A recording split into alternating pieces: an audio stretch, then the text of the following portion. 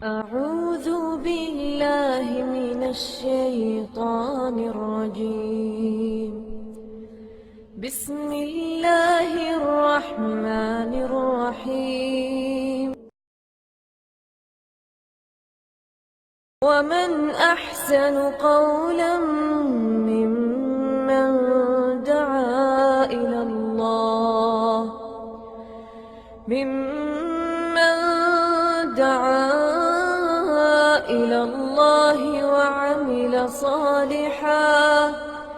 وعمل صالحا وقال إنني من المسلمين.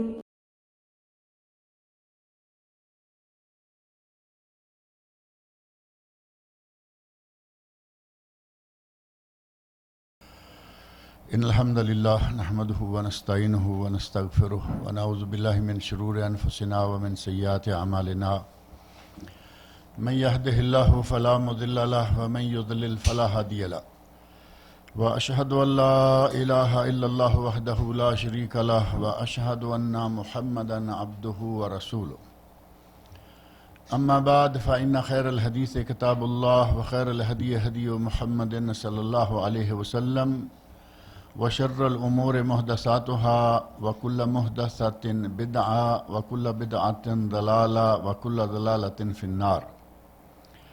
رب اشرح لي صدري ويسر لي أمري واحلل عقدة من لساني يفقهوا قولي. رب أعوذ بك من همزات الشياطين وأعوذ بك رب أن يحضرون. اعوذ باللہ السمیع العلیم من الشیطان الرجیم. فإذا أفضتم من عرفات فاذكروا الله عند المشعر الحرام. گزشتہ 2 نشستوں میں حج کے فضائل و برکات اور عمرہ تک کے مسائل و احکام آپ کے سامنے آگے ہیں، اور عمرہ کے مسائل و احکام اگر سارے ذہن میں رہیں تو حج کے مسائل تقریباً سمجھیں کہ سارے آ گئے، کیونکہ عمرہ کو حج اصغر کہا جاتا ہے، کیونکہ احرام باندھنے کا طریقہ حج کا ہو یا عمرے کا وہی ہے، احرام کی پابندیاں حج کے لیے ہوں عمرے کے لیے ہوں وہی ہیں، احرام کے مباحات حج کے لیے ہوں عمرے کے لیے ہوں وہی ہیں، طواف کا طریقہ حج کے لیے ہوں عمرہ کے لیے وہی ہے، سعی کا طریقہ وہی ہے.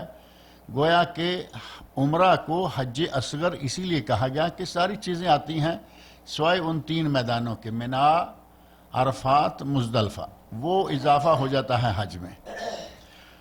نبی اکرم صلی اللہ علیہ وسلم نے حج ادا فرمایا اور بار بار آپ کہتے رہے خذوا انی مناسککم، خذوا انی مناسککم، مجھ سے حج کا طریقہ سیکھ لو، لعلی لا القاکم بعد عامی ھذا، ہو سکتا ہے کہ ہماری اس سال کے بعد کبھی ملاقات نہ ہو، یعنی اس میدان حج میں ہو سکتا ہے کہ ہماری کبھی ملاقات نہ ہو، اور واقعی ملاقات نہیں ہوئی. اسی بنا پر اس حج کو حجۃ الوداع کہا جاتا ہے کہ آپ نے اس حج میں بار بار اس بات کا ذکر کیا کہ دوبارہ شاید ہماری ملاقات نہ ہو، حج کا طریقہ سیکھ لو. اور صحابہ کرام نے واقعتاً طریقہ بڑی توجہ سے سیکھا، اور بعض صحابہ کی روایات کا مجموعہ ایسا ہے کہ پورا حج کا نقشہ آدمی کی آنکھوں کے سامنے آ جاتا ہے. گویا کہ آدمی نبی صلی اللہ علیہ وسلم کے حج کا آنکھوں دیکھا حال بیان کر رہا ہے اور دیکھ رہا ہے. حضرت جابر بن عبداللہ رضی اللہ عنہما معروف ہے ان کی حدیث، اور میں نے غالباً یہی ذکر کیا تھا کہ علامہ البانی رحمۃ اللہ علیہ نے ایک کتاب لکھی ہے حجۃ النبی کما رواہ عنہ جابر، حجۃ النبی صلی اللہ علیہ وسلم کما رواہ عنہ جابر، حضرت جابر رضی اللہ عنہ کی روایت کے مطابق نبی صلی اللہ علیہ وسلم کے حج کا طریقہ. اور اس کا اردو ترجمہ پاکستان میں، انڈیا میں، دونوں ملکوں میں چھپ چکا ہے. مولانا عبدالباری فتح اللہ نے یہاں کیا ہے ہندوستان میں، یہ نوجوان عالم ہیں، آج کل ریاض میں ہیں، اور مولانا محمد صادق خلیل رحمۃ اللہ علیہ ہمارے اساتذہ میں سے ہیں، فیصل آباد میں انہوں نے کیا تھا. دونوں ترجمے دونوں ملکوں میں چھپ رہے ہیں، بٹ رہے ہیں. بہرحال صحابہ کرام نے کوئی کمی نہیں کی، تمام مسائل ہم تک پہنچائے، تمام طریقے، تمام دعائیں، پوری کیفیت جو ہے وہ بیان کی. اور عمرے کے مسائل جیسا کہ کل ہم نے الحمدللہ مکمل کر لیے تھے، اب ہے کہ جس نے حج قران کرنا ہے وہ تو احرام کی حالت میں ہے، جس نے تمتع کرنا ہے وہ احرام اتار چکا ہے۔ افراد والے کا چونکہ عمرہ ہوتا ہی نہیں، نہ قربانی نہ عمرہ، تو وہ احرام میں رہتے ہیں۔ اور افراد والے عموماً 8 تاریخ کو احرام باندھتے ہیں، مکہ والے ہیں یا جدہ والے ہیں اور طائف والے ہیں اور بحرہ والے ہیں۔ اور اگر کسی نے پہلے باندھا ہوا ہے تو بہرحال اس کو احرام کی حالت میں رہنا ہوگا 8 تاریخ یوم ترویہ تک۔ 8 تاریخ کو یوم ترویہ کیوں کہا جاتا ہے؟ اس زمانے میں پانی کی بڑی قلت تھی، تو یوم ترویہ کا معنی ہوتا ہے خوب پیٹ بھر کے پانی پی لینا، خوب سیر ہو کر پانی پینا۔ لوگ اپنے اونٹوں کو دبا کے پانی پلا لیتے، خود پانی پی کے نکلتے اور کچھ ساتھ لے کے نکلتے، کیونکہ 8 آگے 9 آگے 10 یہ 3 دن تو وہی رہنا ہے۔ 10 کو مکہ آمد و رفت پھر شروع ہو جاتی ہے، تو 3 دنوں کے لیے اونٹوں کو پانی پلانا یہ وہ یوم ترویہ۔ 8 ذوالحج یوم ترویہ کو نئے سرے سے حج کا احرام باندھیں گے۔ کون؟ تمتع والے، قران والے، افراد والے احرام میں ہیں۔ آداب، طریقہ، کیفیت، مباحات، محرمات سارے کے سارے وہی ہیں جو عمرہ کے لیے ہیں۔ احرام باندھ کر آپ یہاں سے مکہ مکرمہ سے یا اپنی رہائش سے، کچھ لوگوں کو کارون والے اتارتے ہی جا کے مینا میں ہیں، وہ مینا میں اپنے ٹینٹ سے احرام باندھے تلبیہ شروع کر دیں، اور اس تلبیہ کے آغاز میں اللہم لبیک حجن آپ کہہ سکتے ہیں کہ اللہ پہلے میں نے عمرہ کیا ہے، اب میں حج کرنے جا رہا ہوں، یہ کہتے ہوئے تلبیہ شروع کریں۔ اور تلبیہ کے 3 صیغے کل میں نے ذکر کیے تھے، میرا خیال ہے یاد ہو گئے ہوں گے یا یاد کر لیے ہوں گے، جو حج پہ جا رہے ہیں انہوں نے تو کر لینے چاہیے۔ جو بھی ہے تلبیہ کہتے ہوئے مکہ مکرمہ سے مینا کی طرف روانہ ہو جائیں۔ نبی اکرم صلی اللہ علیہ وسلم نے جو حج کیا اس میں آپ نے عمرہ کرنے کے بعد قیام کیا وادی بطحہ میں، حرم سے تھوڑا ہٹ کے، اور جب 8 تاریخ آئی تو وادی بطحہ سے ہی آپ نے احرام باندھا اور سیدھے مینا کی طرف روانہ ہو گئے۔ ہمارے حجاج کرام میں ایسے لوگ ہوتے ہیں کہ وہ ہوٹل سے نہا دھو کے تیار ہو کے چادریں باندھ کے بیت اللہ میں آتے ہیں اور میزاب رحمت کے نیچے کھڑے ہو کر اللہم لبیک شروع کرتے ہیں۔ اللہم لبیک حجن، لبیک اللہم لبیک میزاب رحمت، یعنی جو بیت اللہ کا پرنالہ ہے۔ اس کی کوئی ضرورت نہیں ہے، نبی صلی اللہ علیہ وسلم قریب ہی بیت اللہ کے تھے، لیکن آپ حرم میں بھی نہیں آئے، اپنے رہائش اپنے خیمہ سے احرام باندھا اور سیدھے مینا کی طرف روانہ ہو گئے۔ اور حاجی کے لیے سنت یہ ہے کہ 8 ذوالحج کو ظہر کی نماز جا کے مینا میں پڑھے، سنت یہ ہے۔ لیکن اگر کوئی لیٹ ہو جاتا ہے کسی وجہ سے، ظہر کو نہیں پہنچ سکا، عصر کو پہنچ جائے، مغرب کو پہنچ جائے، عشاء کو پہنچ جائے، رات کو کسی وقت بھی پہنچ جائے، سنت یہ ہے کہ یہ رات جا کے مینا میں گزاری جائے، سنت یہ ہے۔ لیکن اگر کسی کو کسی ضرورت کے تحت رات بھی نہیں ملی تو بھی کوئی بات نہیں، یہ رات گزارنا سنت ہے، فرض یا واجب نہیں۔ لہذا اگر کوئی یہ نہیں کر سکا تو 9 تاریخ کو سیدھا عرفات پہنچ جائے۔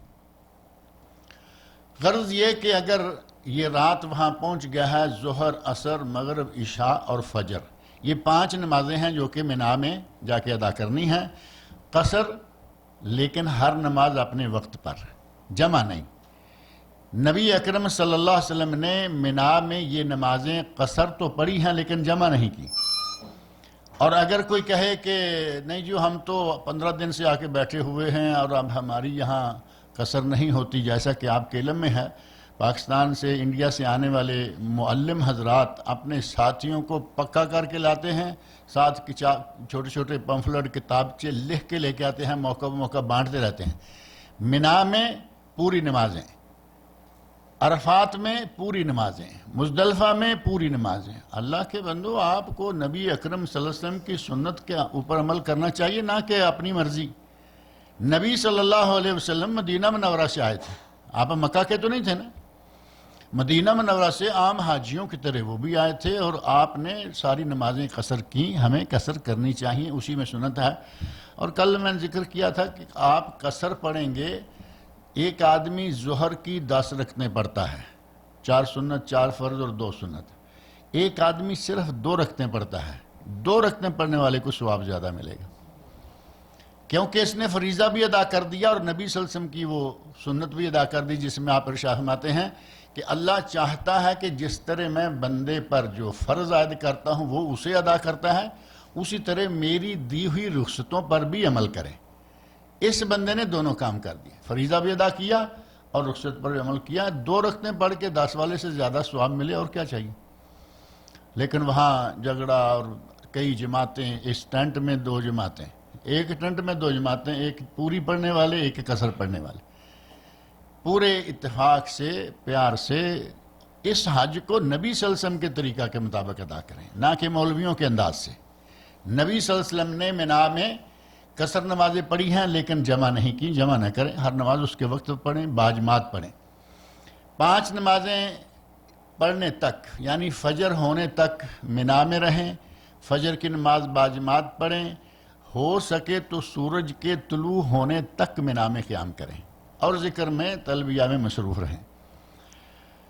اس دوران تلبیہ کہنا اور ذکر لا الہ الا اللہ، سبحان اللہ، الحمدللہ، اللہ اکبر ملا جلا کے کچھ بھی کہتے رہیں، اصل چیز جو ہے وہ ہے تلبیہ۔ یہاں تلبیہ کہتے رہیں۔ جو حاجی حضرات ہیں ان کے معلمین یا جو ٹھیکیدار ہیں لے کے جانے والے، ان کا سسٹم کچھ ایسا ہوتا ہے کہ وہ آپ کو وہاں سورج چڑھنا تو بہت دور کی بات ہے، وہ فجر بھی نہیں ہونے دیتے، سحری کے وقت اٹھا کے لے جاتے ہیں کہ چلے ہم عرفات جا رہے ہیں۔ رات کو سونے سے پہلے آپ کو معلوم ہے باقاعدہ لکھ کے ایک آدمی نے پکڑا ہوا، اعلان کرتا پھرتا خیمہ خیمہ، ہم رات کو 2 بجے روانہ ہوں گے، نہ فجر نہ طلوع آفتاب نہ سنت۔ وہ کہتے ہیں کہ ہمیں عرفات پہنچنا ہے، کہیں ایسا نہ ہو کہ گاڑیاں پھنس جائیں۔ بات معقول بھی ہے آج کل، چونکہ بہت رش ہوتا ہے، گاڑیاں بسیں بے تحاشا، اور بعض دفعہ ایسا ہے کہ گاڑیاں پھنس گئیں رش کی وجہ سے، پیدل والے عرفات میں ہیں اور بسوں والے ابھی منا میں کھڑے ہیں، اپنی بسوں میں رکے ہوئے ہیں۔ ان حالات میں اگر معلمین لے جاتے ہیں تو کوئی بات نہیں، اب یہ نہیں کہ اب جنگ چھیڑ دیں کہ نہیں ہم تو نہیں جائیں گے، سنت ایسے ہے، سنت وہی ہے، لیکن مجبوری میں آ کر سنت چھوٹ رہی ہے، کوئی بات نہیں، رات کو لے کے جاتے ہیں جائیں۔ اور وہاں عموماً ایسا ہوتا ہے کہ آپ خیمے میں ہیں اور آپ سوئے ہوئے ہیں، اچانک باہر سے آواز شروع ہو گئی، لبیک اللہم، بس سے بھری ہوئی لائنوں کی لائنیں لگ گئی ہیں، کوئی بات نہیں ہے، آپ روانہ ہو جائیں۔ اور ظاہر ہے کہ بعض دفعہ ایسا ہوا کہ ہم نے فجر جا کے وہاں پڑھی، عرفات میں، میدان عرفات میں فجر کی نماز، بہت جلدی نکالا، آگے راستہ خالی مل گیا سیدھے، وہ خالی کے چکر میں وہ جلدی لے کے جاتے ہیں۔ لیکن نبی اکرم صلی اللہ علیہ وسلم کا منا سے روانہ ہونے کا وقت ہے طلوع آفتاب کے تھوڑا بعد، طلوع آفتاب کے بعد آپ روانہ ہوئے اور آپ نے حکم دیا کہ وادی نمرہ میں ہمارے لیے خیمہ نصب کر دیا جائے، اور واقعی خیمہ لگا دیا گیا۔ آپ پہلے وادی نمرہ میں جا کر اپنے خیمہ میں رکے، اور اس کے ساتھ ہی تھوڑا آگے وادی اورنا ہے۔ وادی اورنا وہ جگہ ہے جہاں آج کل مسجد نمرہ ہے۔ یہ دونوں وادیاں آج کھجا کے کہے کہ میں یہ سنت پوری کروں گا، ان وادیوں میں پہنچوں گا، تھوڑا یہاں بیٹھوں گا، وہاں اتنا رش ہوتا ہے کہ وادیاں ہی نظر نہیں آتی، سوائے اس کے کہ مسجد کا پتہ ہے یہ مسجد نمرہ وادی اورنا میں ہے، اس وجہ سے وہ جگہ یا لوکیشن معلوم رہتی ہے۔ نبی صلی اللہ علیہ وسلم نے وادی نمرہ میں دوپہر تک قیام فرمایا، جب سورج سر پہ پہنچا تو تھوڑا آگے جا کے اس مسجد والی جگہ پر آپ نے خطبہ ارشاد فرمایا، اور ظہر اور عصر جمع اور قصر کر کے پڑھی۔ سنت یہ ہے کہ میدان عرفات میں ظہر اور عصر کی 2 رکعتیں، 1 اذان اور 2 اقامتیں۔ اذان ایک کہی، حضرت بلال رضی اللہ عنہ کو حکم دیا کہ اذان کہو، انہوں نے اذان دی، اور پھر 1 اقامت کے ساتھ 2 رکعتیں ظہر کی، پھر دوسری اقامت کے ساتھ 2 رکعتیں عصر کی۔ جمعاً قصراً آپ یہ ٹیلی ویژن اسکرین پہ دیکھتے ہیں ان دنوں جو لوگ حج پہ نہیں ہوتے، بلکہ آج کل تو ٹیلی ویژن ہمارے خیموں میں بھی لگے رہتے ہیں، ٹیلی ویژن اسکرین پہ آ رہا ہوتا ہے صلاتي الظہر والعصر جمعاً و قصراً، یعنی عرفات میں حجاج کرام 2 نمازیں ظہر و عصر کی جمع قصر پڑھ رہے ہیں، عین سنت کے مطابق ہے۔ اب مولوی صاحب وہاں بھی اپنا ڈنڈا لے کے کھڑے ہو جاتے ہیں، نہیں جی ہم تو اس امام کے پیچھے بھی نہیں پڑھیں گے اور پوری بھی پڑھیں گے اور قصر بھی نہیں کریں گے۔ اب یہ انداز کیا ہے یہ آپ سمجھ سکتے ہیں، سوائے ضد اور سوائے تعصب کے اس میں کوئی چیز نظر نہیں آتی۔ دنیا بھر کے مسلمان یہاں جمع ہیں، جس امام الحج کے پیچھے آپ حج پڑھ رہے ہیں یا حج کر رہے ہیں اسی کی جماعت پہ آپ رضامند نہیں ہیں۔ جس انداز سے وہ نماز ادا کر رہا ہے تم اس کی نماز پڑھنے کو یا اس کے فالو کرنے کو تیار نہیں، تو پھر یہاں لینے کیا آئے ہیں؟ حج کیا بیت اللہ میں ہے؟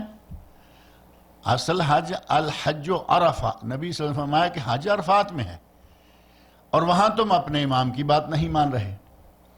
سنت کے مطابق وہاں اگر ہو سکے تو امام کے ساتھ باجماعت نماز ادا کریں، مسجد میں جائیں، مسجد نمرہ میں، مسجد حج میں باجماعت۔ اب وہ مسجد چونکہ چھوٹی ہے اس میں کتنے آ جائیں گے، لاکھ آ جائیں گے، 2 لاکھ آ جائیں گے، حاجی ملینز ہوتے ہیں۔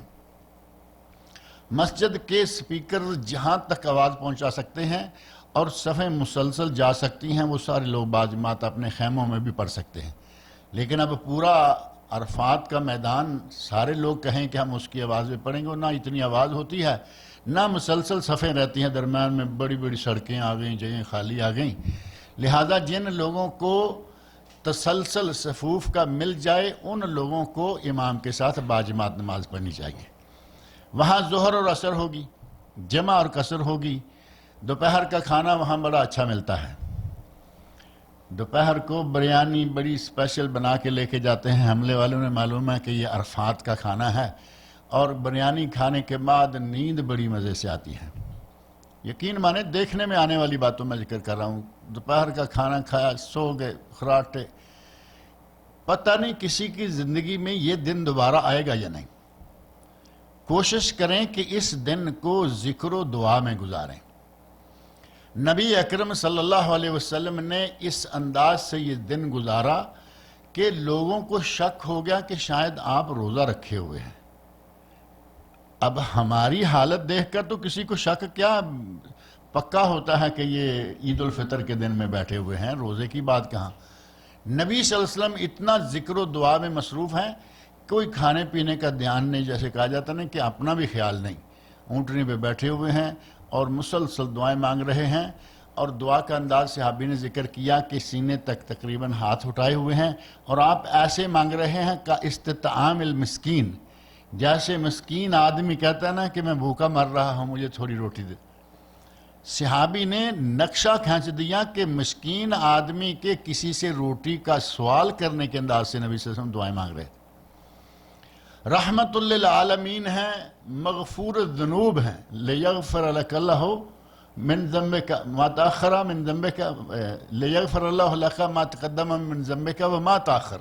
سورۃ الفتح کی آغاز میں اللہ نے فرمایا کہ ہم نے آپ کے پہلے پچھلے تمام گناہ معاف کر دی۔ آپ تو اتنا زوردار طریقے سے دعاؤں میں معافیاں مانگ رہے ہوں اور ہم کھا کے بریانی سو رہے ہوں، پھر ہمارے اپنے حج کا انداز ایسا ہی ہے نا۔ کوشش کریں ذکر و دعا میں مشغول رہیں۔ نبی اکرم صلی اللہ علیہ وسلم فرماتے ہیں کہ بہترین خیر الدعائے دعا یوم عرفہ، بہترین دعا وہ ہے جو عرفہ کے دن مانگی جائے، یعنی میدان عرفات میں۔ یہاں بھی دعائیں مانگتے ہیں، سحری کے وقت مانگیں، اچھی دعائیں ہیں، نماز میں مانگیں، سجدے میں مانگیں، لیکن نبی صلی اللہ علیہ وسلم میں خیر الدعائے دعا یوم عرفہ، بہترین دعا وہ ہے جو عرفہ کے دن مانگی جائے۔ وَخَيْرُ مَا قُلْتُ أَنَا وَالنَّبِيُّونَ قَبْلِي، میں نے اور مجھ سے پہلے انبیاء نے جو سب سے بہترین دعا مانگی ہے وہ کون سی ہے؟ لا الہ الا اللہ وحدہ لا شریک لہ لہ الملک ولہ الحمد وہو علی کل شیء قدیر۔ اس کلمے کی، اس دعا کی یا اس ذکر کی کثرت کریں۔ نبی اکرم صلی اللہ علیہ وسلم فرماتے ہیں کہ آپ اور آپ سے پہلے انبیاء کا جو پسندیدہ کلمہ یا پسندیدہ دعا ہے، جو سب سے بہتر دعا میں نے مانگی یا پہلے نبیوں نے مانگی، وہ یہ ہے۔ کثرت کے ساتھ پڑھیں، اور دیگر دعائیں اپنے لیے، اہل و عیال کے لیے، ملک و قوم کے لیے، سب کے لیے دعائیں مانگیں، کیونکہ یہ دعائیں مانگنے اور قبولیت کا وقت ہے، قبولیت کی جگہ ہے۔ اور نبی اکرم صلی اللہ علیہ وسلم میں جو پہاڑی ہے جبل رحمت کے اوپر آپ نہیں گئے. ہمارے یہاں کوشش ہوتی ہے کہ جبل رحمت پہ پہنچ جائیں اور کسی نہ کسی طرح رش کو توڑتے چیرتے جاتے ہیں، پھر وہاں جا کے پیچھے دیکھتے ہیں کہ وہ پلر سا نظر آ رہا ہے یا نہیں. یہاں بولے ذرا کیا اشارہ کیا ہے، یعنی میں کھڑا ہوں پیچھے جبل رحمت والا، وہ سفید سا پلر ہے، میرا فوٹو بناؤ ذرا. ہم کس چکر میں ہیں؟ نبی اکرم صلی اللہ علیہ وسلم اسی جبل رحمت کو اپنے سامنے رکھ کر آپ کو، اگر آپ اوپر چڑھنا چاہتے، صحابہ کرام آپ کو اپنے ہاتھوں پہ اٹھا کے لے جاتے، کوئی روکنے والا نہیں تھا، لیکن آپ اوپر نہیں گئے. آپ نے جبل رحمت کا جو دائرہ ہے چاروں طرف چلنے والا، اپنی اونٹنی کو اس کے قریب جا کے پتھروں پہ کھڑا کیا، قبلہ شریف کی طرف آپ نے منہ کیا اور دعائیں مانگنا شروع کی. دعائیں مانگتے رہے اس انداز سے کہ نہ وہاں جوس، نہ وہاں بریانیاں، نہ وہاں روٹیاں، نہ وہاں کچھ. صحابہ کرام میں یہ شک ہو گیا کہ کیا آپ روزہ رکھے ہوئے ہیں یا نہیں ہیں. ام الفضل رضی اللہ تعالی عنہ نبی صلی اللہ علیہ وسلم کی چچی، حضرت عباس رضی اللہ عنہ کی بیوی ہیں. ام الفضل رضی اللہ عنہ کہتی ہیں کہ میں نے دودھ کا پیالہ اٹھایا اور جا کے نبی صلی اللہ علیہ وسلم کی خدمت میں پیش کر دیا. فشاربا وہوا یخطب علی ناقتہ، آپ نے اسی وقت دودھ کا پیالہ پکڑا، اونٹنی کے اوپر ہی سوار ہیں، اور آپ نے نوش فرما لیا. آپ کے دودھ پینے سے وہ جو صحابہ میں کچھ بات چل رہی تھی نا کہ روزے سے ہیں یا نہیں ہیں، معاملہ صاف ہو گیا کہ آپ روزے سے نہیں، لیکن آپ یہاں روٹی کھانے یا جوس پینے کے لیے نہیں آئے ہوئے، یہاں کام کے لیے آئے ہوئے ہیں، دعاؤں کے لیے، ذکر کے لیے، اور اللہ رب العزت سے کچھ مانگنے کے لیے. یہ دن ذکر و دعا میں زوردار طریقے سے گزاریں. اور یہاں میدان عرفات میں کب تک رہنا ہے؟ آپ پہنچ گئے ظہر کے قریب، آپ کا عرفہ شروع ہو گیا یا وقوف عرفات شروع ہو گیا. پہلے فجر سے قریب آپ پہنچ گئے، جیسا کہ میں نے پہلے ذکر کیا کہ لوگ جلدی لے جاتے ہیں. آپ نے آخر وقت مغرب کی اذان تک وہاں رہنا ہے، اذان سے پہلے نہ نکلیں، آخر وقت تک وہاں رہیں. اور جیسے ہی اذان ہو، اب وہاں عرفات میں نماز نہیں پڑھی جائے گی، بلکہ وہاں سے روانہ ہو جائیں گے، اور نماز مغرب اور عشاء جمع اور قصر، جمع تاخیر، یہاں جا کے آپ نے میدان عرفات میں جو ظہر اور عصر پڑھی تھی وہ تھی جمع تقدیم، ظہر کے وقت میں دونوں نمازیں، اور اگلی مزدلفہ والی دونوں نمازیں جو ہیں وہ جمع تاخیر سے پڑھی جائیں گی، عشاء کے وقت میں جا کر دونوں نمازیں. اور وہاں کب پہنچے ہیں؟ عشاء کا وقت ہے اور لیٹ ہو گیا، اور جب آپ پہنچیں جا کے پڑھ لیں. لیکن کبھی ایسا ہوتا ہے کہ گاڑیوں میں ایسے واقعات دیکھنے میں آئے کہ رش اتنا ہو گیا، گاڑیوں میں لوگ سوار ہو گئے، وہ ساری ٹریفک جو ہے وہ جام ہے، تو ایسی شکل میں آدھی رات ہے اور ابھی عرفات کے دروازے پہ کھڑے ہیں. یہ لوگ باہر نکل کے اپنی مغرب عشاء کی نمازیں پڑھ لیں، کیونکہ نماز فرض ہے، اس کو آپ نے آدھی رات ہونے سے پہلے ادا کرنا ہے. اب یہ نہیں کہ شرط ہے کہ وہاں جا کے پڑھیں اور ادھر جانے تک فجر ہو چکی ہو. اپنے وقت پر نماز انتظار ٹھیک ہے، مناسب ہے، 10 بجے تک 11 تک کر لیا، آدھی رات ہو رہی ہے، آپ نماز ادا کر لیں. اس طرح آپ نے یہاں مسلسل رہنا ہے. یوم عرفہ کا اتنا مقام ہے کہ نبی اکرم صلی اللہ علیہ وسلم ارشاد فرماتے ہیں، ان اللہ لا یدنو، اللہ رب العزت اپنے بندوں کے قریب ہو جاتا ہے. اللہ رب العزت کہاں ہے؟ عرش پر، یہ تو معلوم ہے نا. ثم استوى علی العرش، اللہ رب العزت عرش پر ہے، لیکن کیا وہ کسی کا پابند ہے؟ اسے اوپر نیچے آنے جانے کے لیے کسی ویزے کی ضرورت ہے؟ پرمیشن؟ مالک ہے، خالق ہے کائنات کا، وہ جب چاہے نیچے آئے، جب چاہے اوپر جائے، کس طرح اور کیسے کیفیت کو نہیں جانتا اور بیان کرنا جائز بھی نہیں ہے. اللہ رب العزت کی مرضی. اللہ رب العزت ہر روز بھی نیچے آسمان دنیا پر آتا ہے.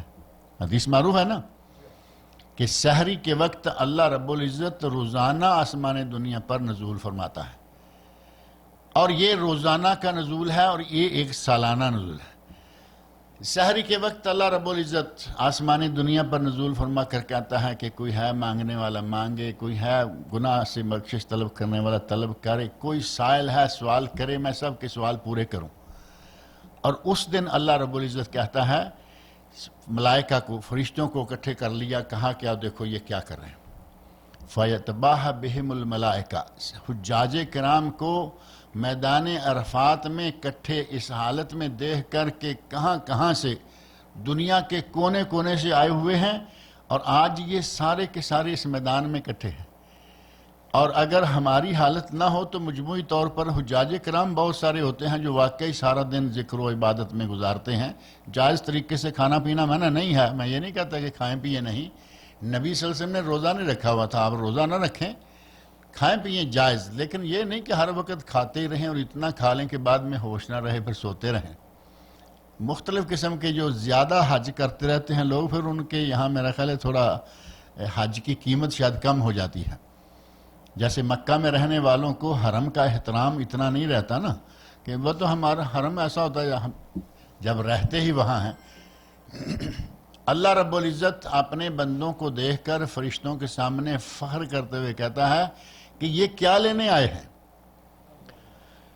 آؤ دیکھو، جاؤنی شعثاً غبرا، یہ لوگ پراگندہ حال ہو کر اور غبار سے اٹے ہوئے یہ یہاں کیا لینے آئے ہیں؟ اللہ رب العزت تو جانتا ہے کیا لینے آئے ہیں، عالم الغیب ہے، عالم الغیب و شہادہ، لیکن فرشتوں کو یہ کہنا بھی ایک معنی رکھتا ہے۔ کوئی وقت تھا کہ اللہ رب العزت نے کہا کہ میں دنیا میں خلیفہ بنانے لگا ہوں، انی جاعل فی الارض خلیفہ، تو فرشتوں نے کیا کہا تھا؟ کیا ضرورت ہے، ہم تسبیح بیان کرتے ہیں، تقصید بیان کرتے ہیں، نحن نسبح بحمدک ونقدس لک، ہم تسبیح بھی بیان کرتے ہیں، تقدیس بیان کرتے ہیں، کیا ضرورت ہے؟ اللہ رب العزت وہ بھی جتا دے گا کہ دیکھو یہ کیا کر رہے ہیں، نہ بال بچے کی پرواہ ہے، نہ بیوی کی، نہ اپنے کاروبار کی، نہ کسی گھر بار کی، ہر چیز کو چھوڑ کر یہاں آئے ہوئے ہیں۔ اور ساتھ ہی یہ نہیں، پھر اللہ رب العزت ساتھ یہ بھی کہتے ہیں انی اشہدکم انی قد غفرت لہم، اے فرشتوں میں تمہیں گواہ بنا کے کہتا ہوں کہ میں نے آج عرفات میں موجود سارے حاجیوں کو معاف کر دیا۔ اتنا مبارک دن ہے یہ۔ اس دن میں آدمی جب انعامات بٹ رہے ہوں اور آدمی سویا ہوا ہو، پھر جاگ دیاں کٹیاں دے ستیاں دے کٹے، مثال معروف ہے نا، کہ جو آدمی سویا ہوا ہے وہ کیا لے گا؟ جاگنے والا تو طلب کر لے گا، لے لے گا، اس کو جاگتے دیکھ کے کچھ مل جائے گا، سویا رہے گا تو سویا رہے گا۔ اللہ رب العزت اس دن یوم عرفہ کو 9 ذوالحج کو اتنے لوگوں کو معاف اور کرتا ہے اور بخشتا ہے۔ نبی صلی اللہ علیہ وسلم فرماتے ہیں کہ دوسرے کسی دن اللہ اتنے لوگوں کو بخشتا نہیں، اس دن میں اتنے لوگوں کی بخشش ہوتی ہے۔ اللہ تعالی ہمیں بھی ان لوگوں میں سے بنائے جن کی بخشش ہو جاتی ہے۔ اس دن بخشش طلب کریں، اور اس خاص دن میں جتنا بھی ہو سکے، اللہ رب العزت کے انعامات بڑے عام ہوتے ہیں، اور پھر اللہ رب العزت کا انصاف، اللہ رب العزت کی طرف سے فضل و کرم دیکھیں کہ ایک آدمی میدان میں پہنچ گیا ہے عرفات میں، اور اسے فرشتوں کی گواہی کے ساتھ اللہ کہہ رہا ہے کہ دیکھو میں نے ان سب کو آج معاف کر دیا، ساری زندگی کے گناہ ختم کر دیے۔ اور جو لوگ نہیں جا سکے، حج پہ نہیں جا سکے، اپنے گھروں میں ہیں، یہاں ہیں، وہاں ہیں، دنیا بھر میں ہیں، اللہ تعالیٰ ان کو بھی ثواب سے کلی طور پر محروم نہیں کرتا، بلکہ اگر وہ اپنے گھروں میں رہتے ہوئے اس ایک دن کا روزہ رکھ لیں تو نبی اکرم صلی اللہ علیہ وسلم ارشاد ہیں صوم یوم عرفہ یکفر السنتین ماضیہ و آتیہ، یوم عرفہ کا ایک دن کا روزہ 2 سالوں کے گناہوں کو مٹا دیتا ہے، 1 سال پچھلا اور 1 سال آنے والا، 2 سالوں کے گناہ ہم اپنے گھروں میں بیٹھے بھی بخشوا سکتے ہیں۔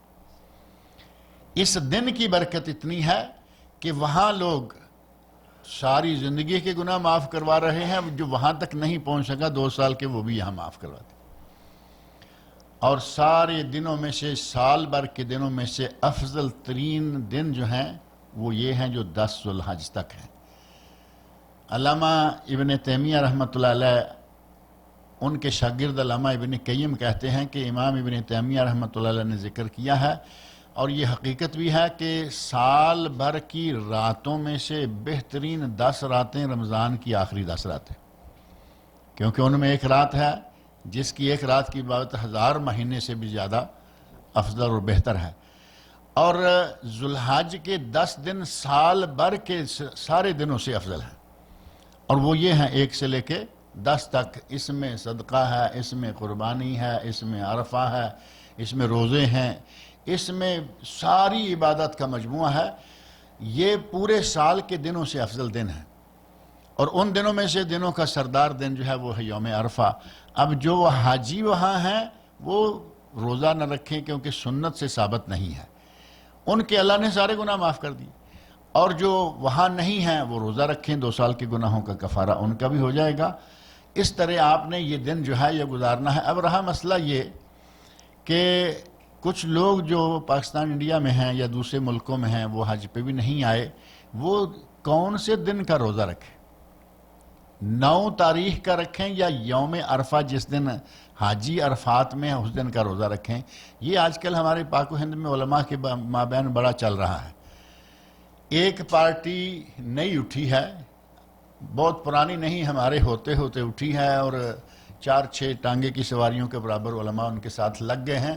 وہ کہتے ہیں کہ ساری دنیا میں ایک ہی دن میں روزہ شروع ہونا چاہیے، اور ایک ہی دن میں عید ہونی چاہیے، ایک ہی دن میں یوم عرفہ ہونا چاہیے، ایک ہی دن میں یہ ہونا چاہیے۔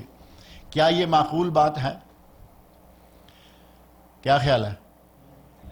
ایک وقت میں یہاں سورج موجود ہے، یہاں دوپہر ہے، دوسرے ملک میں رات ہے، کیسے روزہ اکٹھا کریں گے؟ یہ افطار کیسے کریں گے؟ ان کی شام ہو گئی اور یہاں ابھی دوپہر ہے، تو پھر یہ دوپہر کے وقت افطار کریں۔ 2 گھنٹے کا 2.5 گھنٹے کا جہاں فرق ہے وہاں چاند اکٹھا نظر آ ہی نہیں سکتا۔ 2-2.5 گھنٹے سے زیادہ جس کا فاصلہ ہے اکٹھا چاند نہیں ہو سکتا۔ اور کہیں نہ جائے، ہمارے دیکھیں یہاں سے لے کے پاکستان، انڈیا، بنگلہ دیش 2-2.5 گھنٹے کا فرق ہے، 2 کا پاکستان کا، 2.5 کا انڈیا کا، 3 کا بنگلہ دیش کا، اور چاند میں 1 دن اور کبھی کبھی 2 دن کا فرق ہو جاتا۔ کس طرح ایک دن عید منائیں گے اور کس طرح ایک دن اکٹھا روزہ رکھیں گے؟ وہی معاملہ یوم عرفہ کے اوپر بھی آ کے رک جاتا ہے۔ کہتے ہیں جی نہیں، صرف اس دن روزہ رکھیں جس دن لوگ میدان عرفات میں ہوتے۔ یہ کب سے پتہ چلنا شروع ہو گیا کہ لوگ یوم عرفات میں ہیں، میدان عرفات میں ہیں؟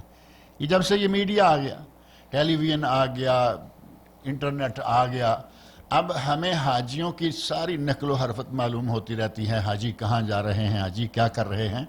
لیکن آج سے تھوڑا 20-30 سال پیچھے چلے جائیے، جب خط لکھ کر حاجی کی حالت معلوم کی جاتی تھی کہ حاجی صاحب زندہ بھی ہیں یا نہیں ہیں، اس وقت کسے معلوم تھا کہ حاجی کہاں ہیں؟ اس وقت خاص طور پر ہمارے پاک و ہند کے حجاج کرام جو آتے ہیں، بڑی عمر کے بزرگ، ان کو اللہ کے سپرد کر کے بھیجتے کہ پتہ نہیں اب واپس آئیں گے یا نہیں، کیونکہ پاکستان انڈیا کے حاجی ہی بوڑھے ہوتے ہیں۔ آپ دیکھیں وہاں حرم میں آپ کو عرب حاجی نظر آئیں گے، جوان، ہٹے کٹے جوان حج کرنے آئے ہوئے ہیں۔ جتنے بابے بزرگ اور بوڑھے نظر آئیں گے وہ ہمارے ہوں گے، پاکستان کے، انڈیا کے یا بنگلہ دیش کے۔ اس زمانے میں یہ سسٹم نہیں تھے کہ لوگ کہاں ہیں۔ وہ کس تاریخ کا روزہ رکھتے تھے اپنے ملکوں میں؟ کیا خیال ہے؟ 9 کا رکھتے تھے نا، یوم عرفہ ساری دنیا کو معلوم ہے، چاند چڑھ گیا یوم عرفہ 9 تاریخ کو۔ تو آج بھی دین وہی ہے۔ اگر یہ کہیں کہ نہیں، یہاں 8 تاریخ انڈیا میں، پاکستان میں اور سعودیہ میں 9، ہم 8 تاریخ کا ہی روزہ رکھیں گے کیونکہ وہاں سعودی، اس کا معنی یہ ہوا کہ پیچھے والے 1400 سال کے لوگوں کا عمل نعوذ باللہ باطل ہو جائے گا۔ اس اڑی میں آنے کی ضرورت نہیں ہے۔ یہ 9 کے 9 دن ہی روزوں کے دن ہیں۔ 10واں تو عید کا دن ہے نا، عید کے دن روزہ رکھنا منع ہے۔ 9 دن روزوں کے ہیں، آپ مسلسل روزے رکھتے جائیں، 9 روزے رکھ لیں، 2-3 رکھ لیں، 4-6 رکھ لیں، نہیں تو 2 تو کم از کم رکھ لیں۔ ایک سعودیہ کا عرفہ کر لیں، ایک پاکستان انڈیا کا عرفہ کر لیں۔ بات جمتی ہے یا نہیں؟ کوئی اختلاف کرنے کی نوبت بھی نہیں آتی۔ ٹھیک ہے جی، 8 کو بھی رکھیں چونکہ حاجی عرفات میں ہیں، 9 کو بھی رکھیں کیونکہ یوم عرفہ یہی ہوا کرتا تھا۔ اس اعتبار سے اس روزے کا دنیا بھر کے مسلمان جو ہیں فائدہ اٹھا سکتے ہیں کہ ایک کی بجائے 2 رکھے، زیادہ ثواب ہو جائے۔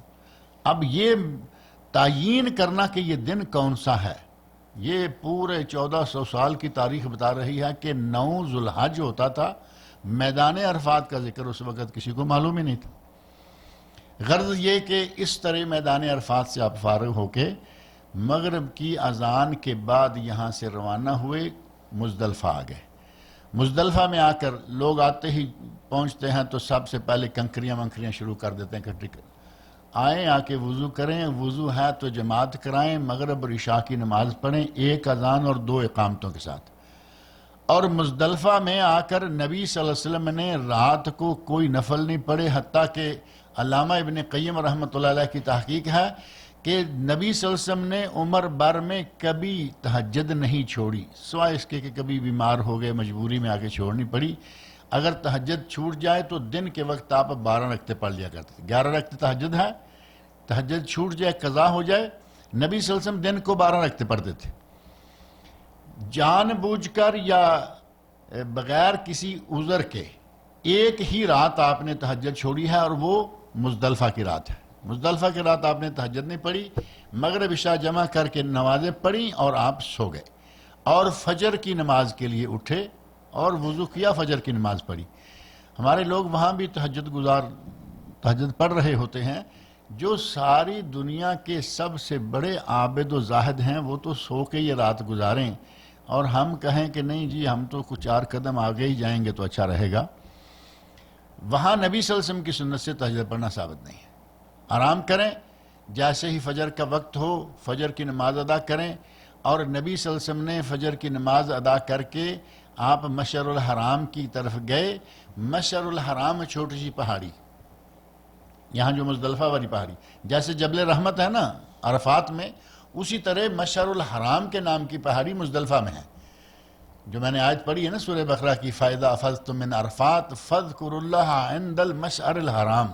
عرفات سے جب والد پلٹ کے آؤ، مزدلفہ پہنچو، تو یہاں مشعر الحرام کے پاس اللہ کا ذکر کرو، وَاذْكُرُوهُ كَمَا هَدَاكُمْ، ذکر اس طرح کرو جس طرح کہ تمہیں بتایا گیا ہے، تمہیں سنت نبی صلی اللہ علیہ وسلم نے کر کے دکھایا۔ آپ نے مشعر الحرام کو اپنے سامنے رکھا، ایسے انداز سے کہ سامنے قبلہ بھی آ جائے۔ فجر کی نماز کے بعد سے لے کر سورج طلوع ہونے کے قریب تک آپ یہاں رہے۔ کسی کو کہا کہ کنکریاں لے کے آؤ، وہ 7 کنکریاں لے کے آ گئے۔ ہم سونے سے پہلے کنکریوں کا انتظام کر کے سوتے ہیں، نبی صلی اللہ علیہ وسلم نے روانہ ہونے سے پہلے کہا کہ کنکریاں لاؤ، اور کنکریاں منا سے لی جا سکتی ہیں، کنکریاں مزدلفہ سے لی جا سکتی ہیں۔ ہمیں ہوتا ہے کہ پہلے کنکریاں لو، ان کو اکٹھا کرو، 70 کے قریب کنکریاں ہوں گی، پھر ان کو غسل دو، غسل دے کے باقاعدہ سکھا کے صاف۔ یہ کنکریاں کہاں مارنی ہیں آپ نے؟ شیطان کو مارنی ہے نا، اس کو دھو کے مارنے کا کیا فائدہ ہے؟ اسے تو جیسی کیسی ملیں ویسی ہی مارو۔ کنکری مارنی ہے شیطان کو اور آپ اسے غسل دے رہے ہیں۔ وہاں سے 7 کنکریاں لے لیں کافی ہیں، باقی 63 کنکریاں آپ وہاں سے لے سکتے ہیں منا سے۔ اور آج کل تو میرا خیال ہے وہ کام بھی کافی اچھا ہو گیا ہے۔ آج کل تو سفری سلسلہ شروع ہو گیا، جیسے ہوٹل سے کھانا سفری مل جاتا ہے، کنکریاں بھی سفری شروع ہو گئی ہیں، پیکنگ، اتنے 10 ریال 15 ریال کا پیکٹ۔ لیکن کوشش کرنی چاہیے کہ ان پیکٹوں کے چکر میں آنے کی بجائے آپ خود چنیں، کیونکہ وہ پتہ نہیں نا کہاں سے لائے ہیں۔ بہرحال اس میں اس سال سننے میں آیا ہے کہ شاید گورنمنٹ کی طرف سے بھی کوئی انتظام کیا جا رہا ہے کہ وہ جو جال سازیاں کرتے ہیں جیسے زمزم میں ہوتی تھیں، اور گورنمنٹ نے اپنے ہاتھ میں لیا، شاید کنکریوں کا سلسلہ اس سال ایک خبر میری نظر سے گزری ہے کہ شاید کنکریاں بھی سرکاری طور پر مہیا کی جائیں گی۔ بہرحال 7 کنکریاں وہاں سے لیں، سورج کے طلوع ہونے سے تھوڑا پہلے آپ مزدلفہ سے نکل جائیں۔ اگر کسی کے ساتھ خواتین ہیں، بچے ہیں، کمزور بزرگ بوڑھے ہیں، ان کو اجازت ہے کہ آدھی رات کے بعد وہ روانہ ہو جائیں۔ حضرت ابن عباس عبداللہ رضی اللہ عنہ کہتے ہیں کہ مجھے انا ممن قدمہ رسول اللہ صلی اللہ علیہ وسلم فی ضعفت اہلہ، میں ان لوگوں میں سے ہوں جنہیں نبی صلی اللہ علیہ وسلم نے آدھی رات کے بعد منا روانہ کر دیا تھا اپنے خاندان کے کمزور لوگوں میں، یعنی بچے، کمزور لوگ اور بڑی عمر کے لوگ، ان لوگوں کو یہاں سے روانہ کر دیا گیا تھا آدھی رات کے بعد۔ تو یہ جائز ہے کہ ایسے لوگ، بچے والی عورت ہے اس کے ساتھ ظاہر ہے کہ اکیلی تو نہیں جائے گی، شوہر بھی جائے گا، مجبوری ہے، اس قسم کے لوگ مزدلفہ سے آدھی رات کے بعد چلے جائیں۔ اب ہمارے حاجی حضرات یہ کرتے ہیں کہ آدھی رات کو روانہ ہوئے، راستے میں دیکھا کہ جمرہ کبریٰ آ گیا ہے، کنکریاں بھی ماری اور پھر آرام سے اپنے ٹینٹ میں نبی صلی اللہ علیہ وسلم نے بھیجے یہ لوگ، اور جو نوجوان تھے ان کے باقاعدہ ران پہ تھپ تھپاتے ہوئے آپ نے کہا اُبَیْنِیَّ، اے میرے بچوں، لا ترموا الجمرات حتی تطلع الشمس، اپنے خیموں میں تو چلے جاؤ لیکن کنکریاں سورج نکلنے کے بعد مارنی۔ تو سنت کیا ہوئی؟ کنکریاں سورج نکلنے کے بعد، رات کو نہیں کہ ٹھنڈے ٹھنڈے، ہم ہر کام ٹھنڈے ٹھنڈے فارغ ہونے کے چکر میں ٹھنڈے ٹھنڈے فارغ ہو جائیں، سنت پر عمل کریں، سورج طلوع ہونے دیں، ایک دن گرمی کھا لیں کوئی بات نہیں۔ اور یہاں حج والوں کو تو 2-3 دن کھانی پڑے گی، ایک دن 10، آگے 11، 12، 13، اور یہ پہلا دن ہے 10 تاریخ، جب پہلی 7 کنکریاں صرف جمرہ عقبہ یا جمرہ کبریٰ یا بڑا شیطان، یا پہلے لکھا ہوتا تھا شیطان بزرگ، آپ میں سے پتہ نہیں کسی نے وہ بورڈ دیکھا ہے یا نہیں، بہت پہلے کی بات ہے، لکھا رہتا تھا شیطان بزرگ، اور فارسی میں شیطان بزرگ کا معنی ہے بڑا شیطان۔ پھر آہستہ آہستہ لوگوں نے کہا کہ ہمارے تو بزرگ ہوتے ہیں، آپ نے یہ کس کے ساتھ لکھ رکھا ہے لفظ؟ تو پھر یہ وہ بورڈ جو ہے وہ ہٹا دیا گیا تھا، یہ آج سے 35-40 سال پہلے وہ بورڈ ہم نے دیکھا ہے۔ تو 10 تاریخ کو سورج نکلنے کے بعد یہ ہے یوم العید، یہ ہے یوم النحر، یہ ہے یوم قربانی، اور اس دن آپ نے 4 کام کرنے ہیں۔ مسنون ترتیب کیا ہے وہ ذہن میں رکھ لیں۔ سب سے پہلے یہ کہ سورج نکلتے ہی جمرہ عقبہ پر 7 کنکریاں ماریں۔ کنکریاں مارنے کا ادب یہ ہے کہ آپ ایک ایک کنکری کر کے ماریں، اللہ اکبر، اور کنکری مار دیں 1 2 3 4 7 تک۔ کٹھی اگر آپ نے مار دیں تو وہ شمار نہیں ہوں گی۔ بعض لوگ ہیں ان کے پاس اپنی بھی ہے، وائف کی بھی ہے، بچے کی بھی ہے، وہ کہتے ہیں ایک ایک کر کے ماروں گا تو یہ تو کتنا وقت لگے گا، تو سیدھا پھینک دیا، وہ جائز نہیں ہے، وہ ثابت نہیں، بلکہ وہ رمی شمار نہیں ہوگی۔ اللہ اکبر پڑھتے جائیں اور کنکری مارتے جائیں، اور اس کے پاس کھڑے ہو کر دعا کرنا ثابت نہیں، نہ آج نہ اگلے دنوں میں۔ پہلا کام کنکری ماریں، دوسرا کام اپنے جانور کو ذبح یا نہر کریں، تیسرا کام اپنے سر کا حلق یا تقصیر کرائیں، اور چوتھا کام ہے طواف افاضہ کریں۔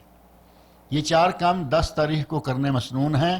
اس ترتیب سے جو میں نے ذکر کی ہے، مسنون ترتیب یہ ہے، لیکن اگر کچھ آگے پیچھے ہو جائے تو نبی اکرم صلی اللہ علیہ وسلم کا ارشاد صحیح بخاری میں، صحیح مسلم میں احادیث موجود ہیں۔ آپ نے، کسی نے آ کے کہا رمیت بعد ان امسیت، یا رسول اللہ میں نے تو شام ہونے کے وقت جا کے کنکریاں ماری، پہلے قربانی ذبح کی، نہایا دھویا، آپ نے فرمایا لا حرج۔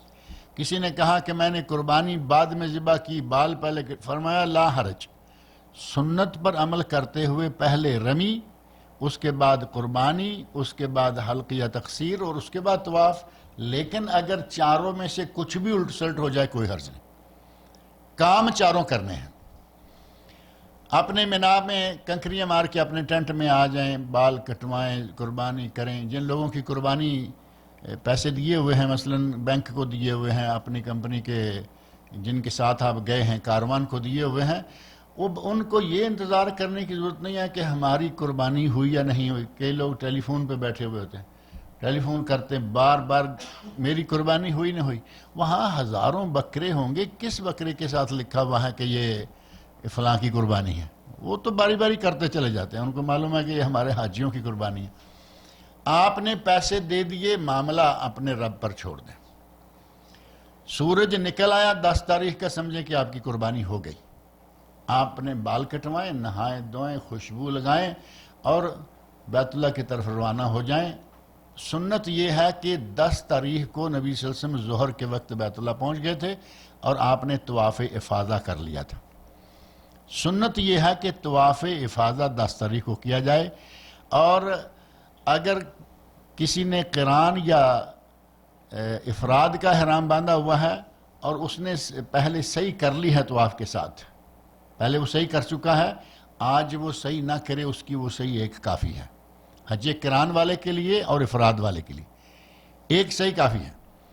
اگر حج تمتع کر رہا ہے تو اسے صحیح دوبارہ کرنی ہوگی، وہ عمرے کے ساتھ ختم ہو گئی، درمیان میں بال کٹوائے، کپڑے بدلے، احرام نکالا، اب نئے سرے سے آپ کو طواف اور صحیح، طواف افاضہ، طواف حج، طواف زیارت، تینوں اسی طواف کے نام ہیں جو 10 تاریخ کو، اگر کسی عذر یا مجبوری کی وجہ سے وہ طواف لیٹ ہو جائے، 10 کی بجائے 11 کو کرتے ہیں، 12 کو کرتے ہیں، 13 کو کرتے ہیں، اللہ رب العزت جانتا ہے کہ بندوں کو مجبوریاں لاحق ہوتی ہیں، اگر ہو سکے تو 10 کو کریں، سنت ہے، نہیں تو آگے جس دن بھی آپ کریں گے، حتیٰ کہ اگر کسی نے 13 تاریخ کو مکہ سے نکلنا ہے اور 13 تاریخ تک اپنا طواف افاضہ نہیں کر سکا تو وہ طواف وداع اور طواف افاضہ ایک ہی نیت سے کر سکتا ہے، یعنی جمع کر لے دونوں کو ایک ہی نیت میں، اس کا وداع بھی ہو گیا، افاضہ بھی ہو گیا، اس نے صحیح کرنی ہے، اس کے لیے اسے الگ سے وقت نکالنا ہوگا۔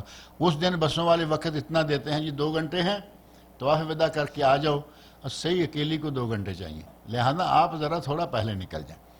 بہرحال 10 تاریخ کو یہ کام کریں، اور اس 10 تاریخ کو جس وقت حاجی حضرات کنکریاں مار رہے ہوتے ہیں، وہی باہر کے علاقوں میں عید کا وقت ہوتا ہے، نماز عید کا اور ذبح نحر کرنے کا، لہذا 10 تاریخ کو وہاں منا میں عید نہیں ہوتی، نماز عید نہیں ہوتی۔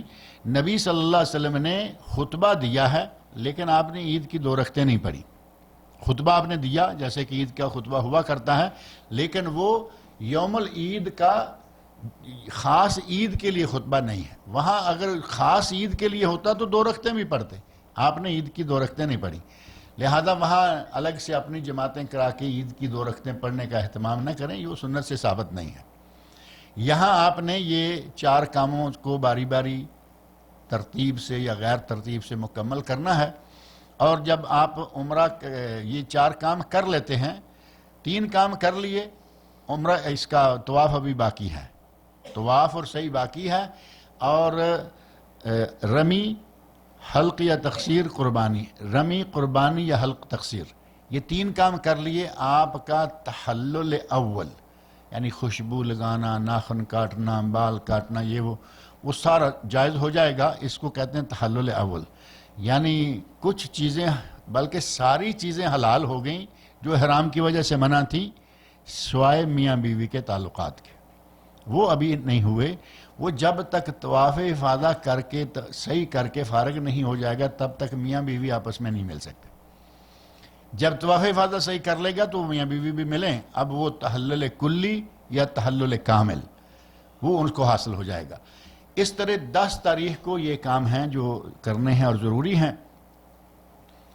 آپ نے طواف کر لیا، صحیح کر لی، کوشش کریں کہ رات آپ واپس پہنچ جائیں، کیونکہ یہ جو رات آگے آ رہی ہے اس کا منا میں گزارنا واجب ہے، 11 والی رات جو ہے اس کا منا میں گزارنا واجب ہے، اور اگر کسی نے ایسے ہی اس کو ضائع کر دیا تو اس کو دم دینا پڑے گا، اس پہ دم واجب ہو جائے گا، لہذا مکہ کی طرف روانہ ہونا ہے تو ایسا وقت سیٹ کر کے جائیں کہ آپ واپس رات کو عشاء کے بعد آدھی رات تک بھی پہنچ جائیں، لیکن آدھی رات تک پہنچ جائیں، اگر پوری رات آپ باہر رہ گئے تو آپ کو وہ دم واجب ہو جائے گا۔ رش اتنا ہوتا ہے کہ عموماً لوگ سمجھتے ہیں کہ ہاں میں جا رہا ہوں طواف کر کے آ رہا ہوں، 3 گھنٹے مکہ پہنچنے تک لگ جاتے ہیں، وہاں طواف میں رش ہے، آج کل وہ لائٹوں کا سسٹم شروع ہو گیا جی، اندر نہیں داخل ہو سکتے، اب وہ سارا وقت آپ کو باہر انتظار کرنا پڑے گا کب وہ لائٹ گرین ہوگی اور اندر داخلہ کھلے گا، اوپر جا کے طواف کرنا پڑ گیا، جتنا اوپر جائیں گے اتنا سفر بڑھتا جاتا، لہذا اچھی طرح سیٹنگ کر کے وہاں سے نکلیں تاکہ آپ کو دم نہ دینا پڑے اور رات آپ واپس آ جائیں۔ نبی اکرم صلی اللہ علیہ وسلم روزانہ مکہ مکرمہ آتے اور طواف کرتے، حاجی کے لیے جائز ہے کہ روزانہ منا سے مکہ آ جائے، طواف کرے، لگے ہاتھوں کچھ خرید و فروخت بھی کر لے، انشاءاللہ کوئی حرج نہیں ہے، کوئی کھا پی جائے، وہاں کہتے ہیں مینا میں کھانا اچھا نہیں ملتا، ان دنوں میں مکہ مینا سب ایک ہی ہوتے۔ بہرحال سنت پر عمل کرتے ہوئے اگر کوئی آ کے طواف کر کے جاتا ہے روزانہ، کوئی حرج نہیں ہے، لیکن آپ کو رات وہاں رہنا ہے۔ اب اگلے دن ہے ایام تشریق۔ اگر کسی کے پاس قربانی کے پیسے نہیں ہیں، تھے لیکن کسی وجہ سے ختم ہو گئے، کٹ گئے، جیب کٹ گئی، کوئی سلسلہ نہیں بنا، تو ایام تشریق کے 3 دن 11، 12 اور 13 یہ 3 روزے رکھ لے، اور 7 روزے واپس آ کے رکھے، اس کی قربانی کا کفارہ ہو جائے گا۔ اور اگر کسی کو یہ عذر نہیں ہے تو وہ ایام تشریق میں بھی روزہ نہیں رکھ سکتا، اس کو یوم نحر اور 11، 12، 13 یہ تینوں دن جو ہیں ان میں روزہ نہیں رکھنا، کیونکہ نبی صلی اللہ علیہ وسلم کا ارشاد ہے ایام تشریق ایام اکل و شرب و ذکر اللہ، اور بعض روایات میں ہے ایام تشریق کا ایام اکل و شرب و ذبح، ایام تشریق کے کھانے کے، پینے کے اور ذبح کرنے کے۔ اگر ایام تشریق بھی کھانے پینے اور ذبح کرنے کے ہوں 3، اور یوم نحر جو 10 تاریخ ہے وہ بھی ذبح کرنے کا ہوا، تو قربانی کتنے دن ہو گئی؟ 10 اور 3 13، 3 ہوئے یا 4 ہوئے؟ ہمارے یہاں چونکہ 3 ماننے والے بہت سارے لوگ ہوتے ہیں، وہ گنتی بھی اسی طرح کرتے ہیں کہ 10 سے 13 تک 10 اور 3 13، 3 دن ہوئے، حالانکہ 10 سے 13 تک 4 دن ہوتے ہیں۔ سنت سے ثابت ہے کہ 4 دن میں قربانی آپ کر سکتے ہیں، پہلے دن، دوسرے، تیسرے، چوتھے دن، یعنی 13 ذو الحج تک آپ قربانی دے سکتے ہیں، گھر میں ہیں یا چاہے آپ مینا میں ہیں۔ اس انداز سے 10 تاریخ کو قربانی کریں، 11 کی رات وہاں رہیں، اور سورج ڈھلنے تک آپ جمرات کے قریب جا سکتے ہیں۔ لوگ قریب جا کے سٹینڈ بائی ہو جاتے ہیں کہ جیسے ظہر کی یہ جماعت ہوگی، نماز ہوگی، ختم ہوگی، ہم اپنا کام شروع کر دیں۔ ٹھیک ہے، دھوپ میں جلنے کی کسی کی عادت ہے، وہ جانے۔ چاہیے یہ کہ آرام سے ظہر کے بعد آپ کھانا وانا کھا کے تھوڑا سورج کو ڈھل لینے دیں، ٹھنڈا ہو لینے دیں، جائیں، اس وقت رش بھی ٹوٹ جائے گا۔ عام طور پر جو نوجوان لوگ ہیں وہ جلدی جا کے اس کے جمرات کے چاروں طرف قریب نمازیں بھی وہاں جا کے پڑھتے ہیں کہ نماز پڑھیں گے، جیسے ظہر پڑھ لی سیدھا ٹک سے کنکریاں مارنی شروع کر، جائز ہے۔ اور کچھ لوگوں کو وہاں معلم حضرات جو ہیں وہ کہہ دیتے ہیں کہ آپ صبح سے شروع کر دیں، ٹھنڈے ٹھنڈے، وہ ٹھنڈے ٹھنڈے کام کرنے والوں نے بڑی اجازت دے رکھی ہے، وہ کہتے ہیں جب چاہیں کنکریاں مار لیں، جبکہ نبی اکرم صلی اللہ علیہ وسلم کی سنت کیا ہے؟ ظہر کے بعد، پہلے دن سورج طلوع کے بعد، اور اس کے بعد سورج کے زوال کے بعد، یعنی ظہر کے بعد کنکریاں شروع کریں۔ اب آپ کوئی باری آئی جا کے مغرب کے پاس، عشاء کے بعد، عشاء کے وقت کبھی بھی آپ ماریں، انشاءاللہ کوئی حرج نہیں، لیکن آغاز کب کریں گے؟ ظہر کے بعد سے، یعنی وقت جو ہے کنکری مارنے کا وہ شروع ہوگا ظہر کے بعد۔ یہ 3 دن جو ہیں آپ نے کنکریاں مارنی ہیں۔ 11 کو پہلے چھوٹے کو کنکری ماریں، 7 کنکری ایک ایک کر کے اللہ اکبر کہتے ہوئے، جب 7 کنکریاں مار کر فارغ ہو جائیں تو تھوڑا آگے ہو جائیں، دائیں طرف قبلہ کی طرف منہ کریں اور دعا مانگیں۔ یہاں نبی اکرم صلی اللہ علیہ وسلم طول طویل دعا مانگتے ہیں، سنت سے ثابت ہے۔ اسی طرح آگے دوسرے پہ ہو جائیں جو جمرہ وسطیٰ ہے، اس پہ 7 کنکریاں ماریں اور سائیڈ میں ہو کر دعا مانگیں، اور پھر تیسرے پہ جا کے اسی طرح کنکریاں ماریں اور روانہ ہو جائیں۔ اس کے پاس کھڑے ہو کر دعا کرنے کی نبی صلی اللہ علیہ وسلم کی طرف سے اجازت نہیں ہے، سنت نہیں ہے۔ یہ تینوں دن آپ نے یہ کام مسلسل کرنا ہے، اور مینا میں رہنا ہے، راتیں مینا میں گزارنی ہیں۔ یہاں ایک بات ذہن میں رکھیں کہ رمی میں وکالت جائز ہے۔ ایک عورت ہے، بڑی عمر کی ہے، بچہ ہے، چھوٹی عمر کا ہے، بعض عورتوں میں کچھ امراض ہیں، کوئی حاملہ ہے، کوئی کچھ ہے، کوئی بیمار ہے، ان لوگوں کو اجازت ہے کہ کسی دوسرے کو اپنا وکیل بنا دیں۔ وکیل بنانا جائز، لیکن وکیل بنا کے کہ تم نے ہماری 3 دن کنکریاں مارنی ہیں اور ہم جا کے ہوٹل میں یا مکہ میں آرام کریں گے، وہ جائز نہیں ہے۔ راتیں مینا میں رہیں، وکیل کنکریاں مار کے آئے، کوئی حرج نہیں۔ بچوں کی طرف سے صحابہ کرام کہتے ہیں کہ ہم نے بچوں کی طرف سے تلبیہ کہا، بچوں نے اور عورتوں نے ہمارے ساتھ حج کیا، اور ہم نے بچوں کی طرف سے تلبیہ اور رمی کی۔ یعنی بچوں کی طرف سے رمی کرنا، چونکہ چھوٹے ہیں وہاں نہیں جاتے. آج کل آپ دیکھیں گے کہ اتنا آسان ہو چکا ہے، یہ 3-4 منزلیں 5 منزلیں کام کر رہی ہیں. اوپر سے آنے والوں کو اوپر سے لے جاتے ہیں، سینٹر والوں کو سینٹر میں لے جاتے ہیں، نیچے والے گراؤنڈ پہ آتے ہیں. جہاں سے کوئی نکلتا ہے اس کے سامنے ایک راستہ آ جاتا ہے، سیدھا جمرات پہ جاتا ہے. اب وہ وقت نہیں رہا کہ آپ کو وہیں جانا ہے اور ہر حال میں وہیں. اس وقت بہت زیادہ رش ہو جاتا تھا، اور کنکری سفید چنے کے دانے کے برابر ہونی چاہیے. اب یہ نہیں ہے کہ آپ اچھے بھلے کنکر ماریں، غلطی سے کسی کے سر پہ لگے، سر بھی اس دن سارے لوگوں کے مونڈے ہوئے ہوں گے. 11 کو تو سر صاف ہوں گے نا سارے. اور ذرا بڑی کنکری کسی کے سر پہ لگ گئی تو وہ ایک نیا ذبیحہ پیدا ہو جائے گا. کنکری نہ ماریں، بڑی چھوٹی چنے کے دانے، سفید چنے کے دانے کے برابر ہو. تھوڑی بہت چھوٹی موٹی ظاہر ہے کہ وہاں کو تولنا تو نہیں ہے نا. اور وہاں جوتا نہ ماریں.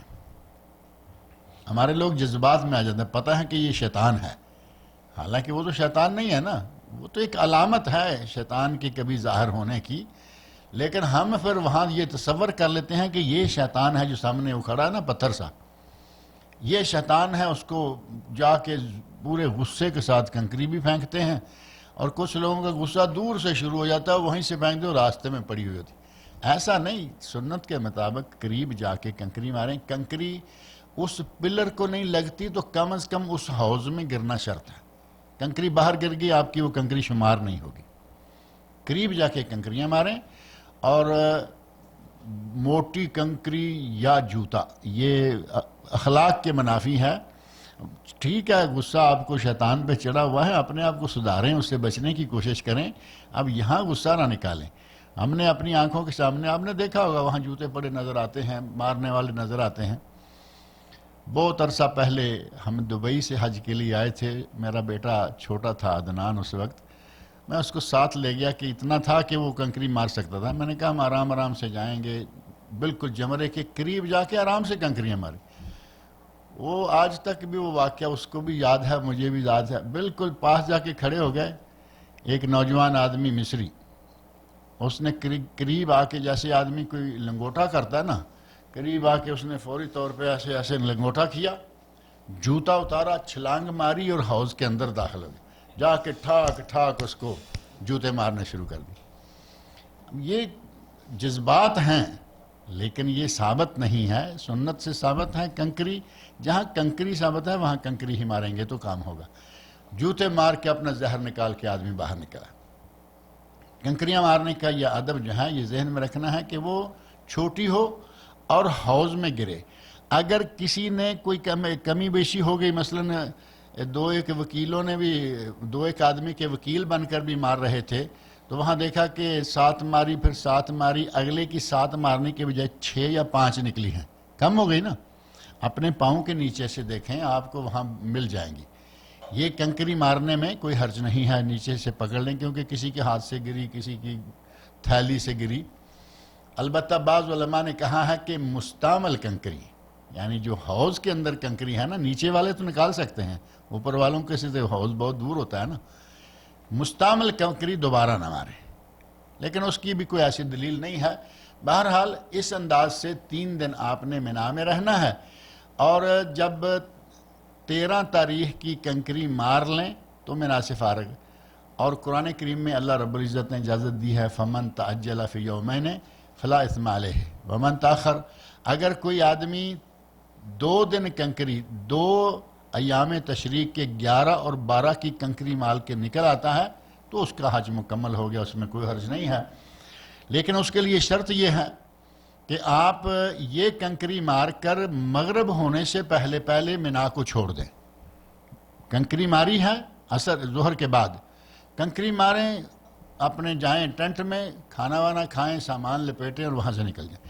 اگر آپ کو مینا میں ہی، اپنے ٹینٹ میں ہی شام ہو گئی، مغرب کی اذان ہو گئی، اب آپ کا وہ رات وہاں گزارنا پھر واجب ہو جائے گا. مغرب سے پہلے نکلنا ہے تو نکل سکتے ہیں. یہاں سے مکمل ہو کر 12 یا 13 کو جب نکلیں، واپس مکہ آئیں، اب آپ کے لیے آخری کام رہ جاتا ہے، وہ ہے طواف وداع. نبی اکرم صلی اللہ علیہ وسلم نے فرمایا کہ تمہارا آخری عہد وہ بیت اللہ کا طواف ہونا چاہیے۔ آج کل ایک چیز بڑی سننے میں آ رہی ہے، کہتے ہیں جی ایک طواف کر کے جمع کر لینا چاہیے، یعنی زائد ایک طواف کر کے جیب میں ڈال لینا چاہیے۔ جیسے آج کل قرآن کریم بھی جیل میں ڈالے پھرتے ہیں لوگ، اصلی بھی اور پڑھا ہوا بھی ریڈی میڈ مل جاتا ہے۔ پہلے لوگ کہا کہتے ہیں کہ قرآن خوانی کرانی ہے، آؤ۔ اب مولوی کے پاس جاتے ہیں، کہتے ہیں جی حضرت قرآن خوانی کتنے قرآن چاہیے؟ وہ مولوی صاحب کے موجود ہیں، ان کو کتنا پیسہ چاہیے اتنے قرآن مل جائیں گے۔ اسی طرح اب نیا سلسلہ سننے میں اس سال آ رہا ہے، کہتے ہیں جی طواف جو ہیں باقی تو ٹھیک ہے، ایک طواف کر کے اپنے پاس رکھ لینا چاہیے۔ اگر کہیں طواف وداع کرنے کا موقع نہ ملا تو وہ طواف وداع ہو جائے۔ عجیب بات ہے یہ۔ نبی اکرم صلی اللہ علیہ وسلم فرماتے ہیں کہ آپ کو مکہ چھوڑنے سے پہلے آخری کام طواف کرنا ہے۔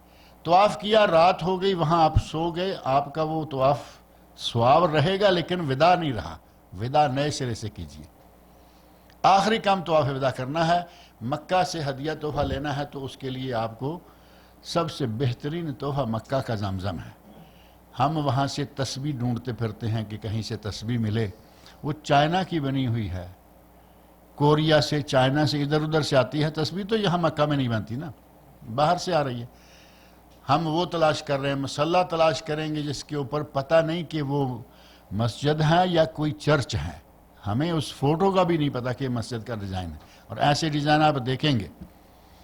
آپ سب سے بہترین چیز جو مکہ سے لیں گے وہ ہے آب زمزم۔ نبی اکرم صلی اللہ علیہ وسلم زمزم پیتے، مریضوں کو پلاتے، مریضوں پر چھڑکتے۔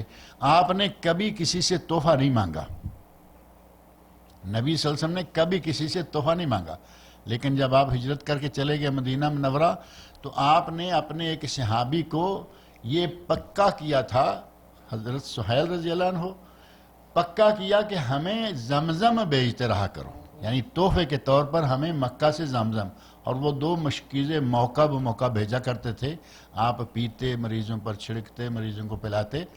تو یہ بہترین چیز ہے۔ نبی صلی اللہ علیہ وسلم جو ساری دنیا سے قطعی طور پر بے نیاز رہے ساری عمر، زمزم کی باری آئی تو اپنے صحابی کو کہا کہ یہ ہمیں بھیج دیا کرو۔ اس سے آپ کو زمزم کی قیمت کا پتہ چل سکتا ہے۔ نبی صلی اللہ علیہ وسلم فرماتے ہیں خیر ماء علی وجہ الارض، روئے زمین کا سب سے بہترین پانی زمزم ہے۔ آپ کا ارشاد ہے طعام و طعم و شفاء و سقم، یہ غذا کا کام بھی دیتا ہے، دوا کا کام بھی دیتا ہے، بیماری سے شفا ہو جاتی ہے، بھوک لگی ہوئی تو بھوک ختم ہو جاتی ہے۔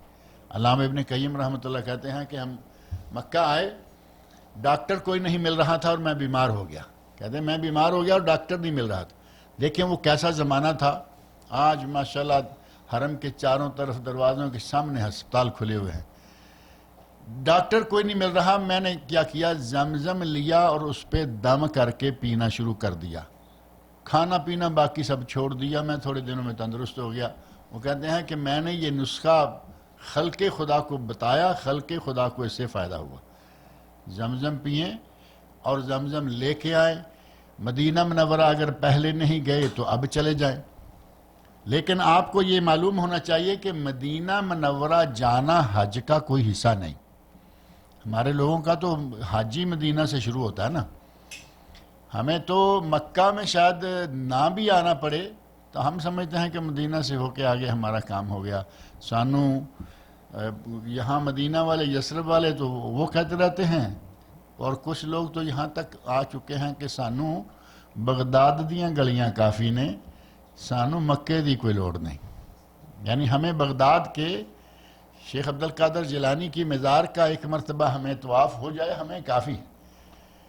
اور پاکستان انڈیا کا ماحول یہ ہے کہ کوشش کریں گے کہ مدینہ، اب مدینہ والا بلائے گا تو جائیں گے، اب مدینہ والا آپ کو کہاں بلائے گا، یہ کہیں کہ اللہ تعالیٰ بلائے گا تو جائیں گے۔ ہمارے کھاتے سارے غلط ہو کر مدینہ سے جڑ گئے ہیں، مدینہ والے کو رب مان بیٹھے۔ ہمارے شاعر نے کہا ہے نا، وہی جو مستوی عرش تھا خدا ہو کر، اتر پڑا مدینے میں مصطفیٰ ہو کر، یعنی مصطفیٰ ہی خدا ہیں، نعوذ باللہ من ذالک۔ اتنے پست ذہن ہیں ہمارے لوگوں کے، ہمارا حج بھی وہیں سے، بلکہ بہت سارے لوگ ہیں ہوتے سوتے کوشش کرتے ہیں کہ عمرہ کرنا ہے لیکن ہم مدینہ کے راستے جائیں گے، پہلے مدینہ۔ حالانکہ پہلے مکہ جائیں، عمرہ کریں، واپسی پہ مدینہ جانا منع نہیں، مدینہ جانا مشروع ہے۔ مسجد حرام میں ایک نماز کا ثواب 1,00,000 نماز کے برابر، مسجد نبوی میں ایک نماز کا ثواب 1,000 نماز کے برابر۔ کتنا فرق ہوا؟ 100 گنا۔ اگر وہ دوسری ضعیف روایت ہے اس کو لے لیں تو اس میں 50,000 کا ذکر ہے، تب بھی 2 گنا۔ مکہ میں ایک نماز کا مدینہ والی مسجد سے 2 گنا فائدہ، جبکہ صحیح حدیث کی روح سے 100 گنا زیادہ ہے۔ اگر ثواب لینا ہے تو مکے میں زیادہ وقت گزاریں، ہماری کوشش ہوتی ہے کہ ہمارا وقت مدینے میں گزرے۔ بہرحال مدینہ جائیں، نبی اکرم صلی اللہ علیہ وسلم کی مسجد کی زیارت کی نیت سے جائیں، قبر رسول کی نیت نہ کریں۔ قبر رسول پہ جانا، صلاۃ والسلام پڑھنا جائز ہے، لیکن آپ کے دل میں نیت یہ ہو کہ میں مدینہ جا رہا ہوں مسجد نبوی کی زیارت۔ صحیح بخاری صحیح مسلم کے حدیث موجود ہے، لا تشد الرحال الا الی 3 مساجد، 3 مسجدوں کے سوا کسی طرف نیک نیتی سے زیادہ سفر باندھ کر ثواب کمانے کے لیے جانا جائز نہیں۔ اور وہ 3 جگہیں کون سی ہیں؟ مسجدی ھذا، فرمایا یہ میری مسجد مدینہ منورہ والی، والمسجد الحرام والمسجد الاقصی۔ ان 3 جگہوں کے علاوہ نیت کر کے نیکی کی، ثواب کی اور باقاعدہ زیادہ سفر باندھ کے چلنا وہ ثابت نہیں ہے، لہذا مسجد نبی کی نیت کر کے جائیں، سنت ثواب کے مطابق مشروع عمل ہوگا۔ مدینہ میں پہنچیں، مسجد نبوی میں داخل ہوں، ہم کوشش کرتے ہیں کہ بھاگتے ہوئے پہلے سلام کے لیے چلے جائیں، مسجد نبوی میں پہلے 2 رکعت پڑھیں تحیت المسجد کی، ہو سکے تو نبی صلی اللہ علیہ وسلم کی قبر مبارک کے قریب جا کے پڑھ لیں، جو روضۃ الجنہ ہے، روضۃ الجنہ میں جا کے پڑھ لیں، دوسری جگہ پڑھ لیں کیونکہ وہاں رش ہوتا ہے۔ اور روضہ، ہمارے یہاں روزے کا تصور بھی بڑا الگ سا ہے، ہم نے روزہ بنایا ہوا ہے نبی صلی اللہ علیہ وسلم کی قبر مبارک کے اوپر جو گنبد خضرا ہے، ہم نے وہ روزہ سمجھا ہوا ہے۔ روزہ شریف کس کو کہتے ہیں؟ گنبد خضرا، قبر نبوی، جبکہ وہ قبر شریف ہے، وہ روزہ نہیں۔ روزہ کہاں ہے؟ نبی اکرم صلی اللہ علیہ وسلم کا ارشاد ہے، ما بین بیتی و ممبری روضۃ من ریاض الجنہ، میرے گھر کے اور ممبر کے درمیان جو جگہ ہے وہ روضہ شریف ہے۔ ہم اس کو روضہ شریف سمجھے نہ یا سمجھے، ہم قبر کو روضہ شریف سمجھتے۔ اب ممبر کے اور گھر کے درمیان جگہ کون سی ہے؟ وہی جہاں لوگ جا کے بیٹھتے بھی ہیں، تھوڑا نماز بھی پڑھتے ہیں۔ ساری مسجد کے قالین کسی بھی رنگ کے ہوں، اس کے قالین الگ، ساری مسجد کے ستون کسی بھی رنگ کے ہوں، اس جگہ کے ستونوں کا رنگ الگ، اور وہی مکبری ہے وہ اذان کہنے والی، اسی کے اندر وہاں جا کے 2 رکعتیں پڑھ لیں، باہر پڑھ لیں، اور اس کے بعد آپ سلام کے لیے لائن پہ آ جائیں، جیسا کہ وہاں سلسلہ انہوں نے رکھا ہوا ہے۔ اور سلام کے لیے حضرت عبداللہ بن عمر رضی اللہ عنہما کا سلام ذکر کیا کتب حدیث میں، آئمہ نے، علماء نے، علامہ ابن باز رحمۃ اللہ علیہ نے اپنی حج کی معروف کتاب میں کہا کہ وہ آتے تھے، کہتے السلام علیکہ یا رسول اللہ، السلام علیکہ یا ابا بکر، السلام علیکہ یا ابا طاہ۔ حضرت عمر فاروق کی باری آتی تو وہاں نام کیا لیں گے؟ ان کے والد ہیں، کہتے ہیں ابا جان السلام علیکم، ابو بکر صدیق السلام علیکم، یا رسول اللہ السلام علیکم۔ یہ ہیں حضرت عبداللہ بن عمر رضی اللہ عنہ سے ثابت کلمات۔ آپ بھی جا کے یہ کلمات کہیے، السلام علیکم یا رسول اللہ ورحمۃ اللہ وبرکاتہ، السلام علیکم یا ابو بکر صدیق، السلام علیکم یا عمر فاروق۔ نبی صلی اللہ علیہ وسلم کے سامنے جب آپ پہنچیں، وہاں سلام کریں تو کچھ اضافی کلمات بھی کہہ سکتے ہیں، مثلا انک ادیت الامانہ ونصحت الامہ وبلغت الرسالہ، اے اللہ کے نبی آپ نے رسالت کا حق ادا کر دیا، امانت ادا کر دی، اور آپ نے جو آپ کی ذمہ داریاں اللہ نے لگائی تھیں وہ پوری کر دی۔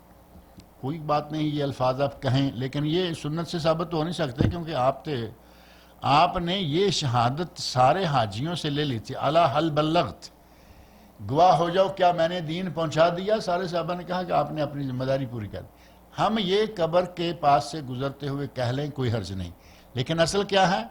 سلام کرنا۔ اب یہاں رک کے اسلام کرنا، کوئی کتاب پڑھنا اور لمبی چوڑی دعائیں مانگنا جن کا نہ قرآن میں ذکر نہ حدیث میں ذکر، یہ جائز نہیں۔ یہ وہاں شور مچانے کا سبب بنتا ہے، رکاوٹ آئے گی، شور بڑھے گا۔ جبکہ قرآن کریم میں سورۃ الحجرات میں اللہ نے فرمایا ہے لا ترفعوا اصواتکم فوق صوت النبی، نبی کی آواز سے اپنی آواز کو بلند نہ کرو، شور مچائیں گے تو آپ قبر شریف ساتھ ہی تو ہے۔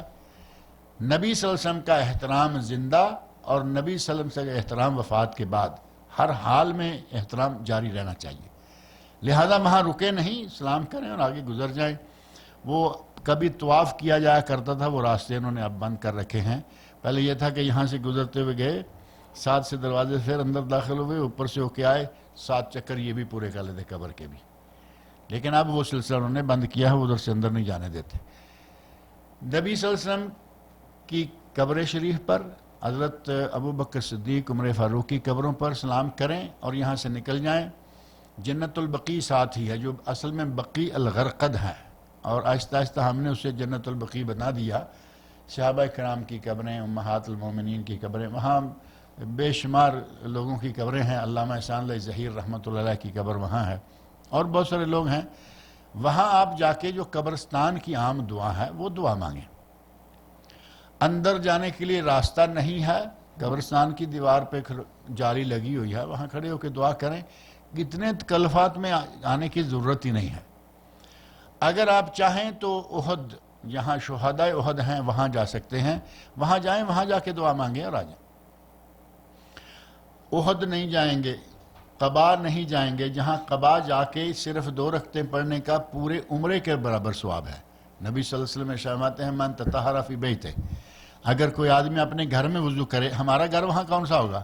مسجد نبوی ہمارا گھر ہے، جہاں جا کے رکے تھوڑی دیر کے لیے، اپنے گھر سے وضو کرے اور مسجد قباء میں آ کر کم از کم 2 رکعتیں پڑھ لے، تحیۃ المسجد کی کسی وقت بھی جا کے پڑھ لے، فرمایا اس کو پورے عمرے کا ثواب ملے گا۔ وہاں جائیں یا نہ جائیں، شہداء احد جائیں یا نہ جائیں، جہاں جانا ثابت ہے نبی صلی اللہ علیہ وسلم کا۔ مساجد سبع کہاں ہیں؟ وہ ڈھونڈتے پھر رہے ہیں، مساجد سبع کہاں؟ ان میں سے کئی مسجدیں گورنمنٹ نے ختم کر دی ہیں، آپ کے علم میں ہوگا۔ جن چیزوں کی نبی صلی اللہ علیہ وسلم کی طرف سے شرعی حیثیت کوئی نہیں، ان کو نہ تلاش کریں، یہ ترکوں نے بنائی تھیں اور ترکوں نے اٹھا دیں۔ نبی صلی اللہ علیہ وسلم نے یہ مسجدیں نہ بنائی ہیں نہ بنوائی ہیں، آپ نے یہ مسجد نبوی بنائی، مسجد قباء بنائی۔ مسجد قباء میں 2 رکعتوں کا ثواب عمرے کے برابر، پورے عمرے، گویا کہ ایک عمرہ مکہ میں بھی ہوتا ہے، ایک مدینہ میں بھی۔ آپ یہ 2-3 مقامات دیکھیں، باقی ادھر ادھر باغم باغ کی ضرورت نہیں ہے، مسجد نبوی میں باجماعت نمازیں ادا کریں، اور یہاں سے مدینہ منورہ سے بھی وہ تسبیحاں اور یہ اور وہ جو ہم خریدتے رہتے ہیں، یہاں سے کھجور خریدیں، اجوا خریدیں، سب سے اعلیٰ کھجور، کھانے میں اعلیٰ ہے یا نہیں، ٹیسٹ ہے یا نہیں، لیکن فائدے اتنے ہیں کہ نبی صلی اللہ علیہ وسلم ارشاد فرماتے ہیں من تصبح بسبع تمرات اجوا، اگر کوئی آدمی صبح کے وقت 7 دانے کھجور اجوا کے کھا لے، لا یضرہ سم ولا سحر، اسے اس دن نہ کوئی سانپ بچھو کاٹے گا، نہ کسی کا تعویذ گنڈا اور جادو اثر کرے گا۔ یہ کھجور لے کے آئے وہاں سے، مدینہ سے، باقی چیزیں جو ہیں ان کو چھوڑیں۔ نبی اکرم صلی اللہ علیہ وسلم کا ارشاد ہے کہ جو آدمی حج کر لے، حج سے فارغ ہو جائے، وہ جلدی واپس آ جائے، اس کے لیے بہتر ہے کہ اپنے اہل و عیال کی طرف واپس پلٹ آئے، وہاں لٹکتا نہ رہے۔ نبی صلی اللہ علیہ وسلم نے باقاعدہ رغبت دلائی ہے کہ جب حج مکمل کر لیا، یہاں مدینہ مکہ میں زیادہ رکو نہیں، واپس آ جاؤ، اپنا کام مکمل ہو گیا، بات ختم ہوگی۔ لہذا واپسی جلدی آ جانا یہ بھی سنت ہے اور ثواب ہے۔ واپس آئیں، دعائیں مانگتے ہوئے آئیں، آئبون تائبون عابدون ساجدون لربنا حامدون، کہ اللہ ہم توبہ طائب ہو کر تیرے سامنے سجدے کر کے عبادت کرتے ہوئے واپس آ گئے ہیں، اور اپنے واپس گھر پہنچیں، گھر والوں کو سلام کریں۔ گھر میں آنے سے پہلے مسجد میں جا کر 2 رکعتیں پڑھنا سنت ہے، ثواب ہے۔ اس طرح آپ کا یہ مقدس سفر باذن اللہ تعالیٰ سنت رسول کے مطابق پورا ہو جائے گا۔ اللہ تعالیٰ مجھے اور آپ سب لوگوں کو حج و عمرہ سنت کے مطابق ادا کرنے کی توفیق عطا فرمائے۔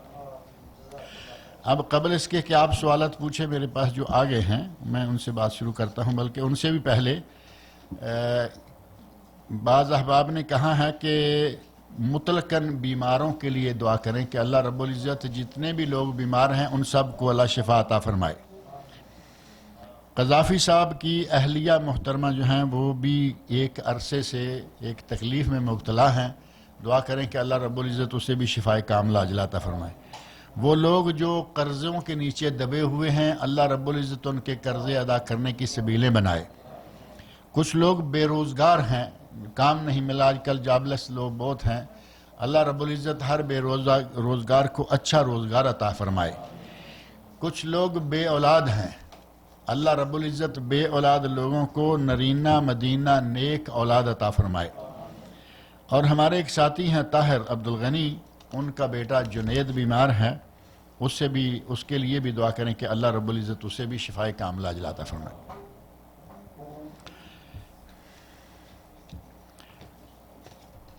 ایک سوال یہ ہے کہ حج کے دوران نوافل ادا کرنا بہتر ہے یا ذکر و اذکار کرنا؟ حج کے دوران تلبیہ کے وقت تلبیہ، یعنی جہاں تلبیہ ہے وہاں نوافل نہیں، تلبیہ کہیں اور بکثرت کہیں. اور اگر کوئی جگہ ایسی ہے کہ جہاں تلبیہ بند ہو گیا، مثلاً آپ گئے جس وقت آپ مسجد حرام میں بیت اللہ میں داخل ہوتے ہیں اور یہاں تلبیہ ختم ہو گیا، یعنی ذکر و اذکار کی عام کی بات ختم ہو گئی، طواف کریں وہ دعائیں مانگیں، طواف کریں وہ ذکر کریں.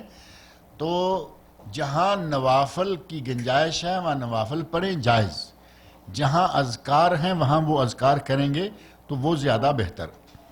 گرمی یا پسینے کی وجہ سے کپڑے یا انڈر گارمنٹس، ایسے ایک خواتین ہیں، مردوں کی تو چادر ہے اوپر ہے اور ایک نیچے دو چادریں ہیں، خواتین کو بہت کپڑے پہنے ہوئے ہوتے ہیں. گرمی کی وجہ سے اگر کپڑے پسینے سے زیادہ خراب ہو جائیں تو اجازت ہے کہ چاہیں سارے کپڑے بدل لیں، چاہیں جتنے زیادہ پسینے کی وجہ سے متاثر لگتے ہیں وہ بدل لیں، کوئی حرج نہیں ہے. احرام کی حالت میں غسل کرنے کی بھی گنجائش ہے، غسل کر سکتا ہے، اگر پسینے کی وجہ سے کرے تب بھی جائز ہے، اور اگر کسی کو ضرورت پڑتی ہے غسل کرنے کی تو بھی کوئی حرج نہیں ہے. وہی کپڑے دھو کے پہن لے اور چاہے تو دوسرا کپڑا ریزرو ہے تو وہ استعمال کر لے. دوران حج خوشبو تو نہیں لگا سکتے، لیکن خوشبو والے صابن اور شیمپو کا کیا کریں؟ بڑی معقول بات ہے. خوشبو والے صابن شیمپو استعمال کرنا بھی صحیح نہیں ہے.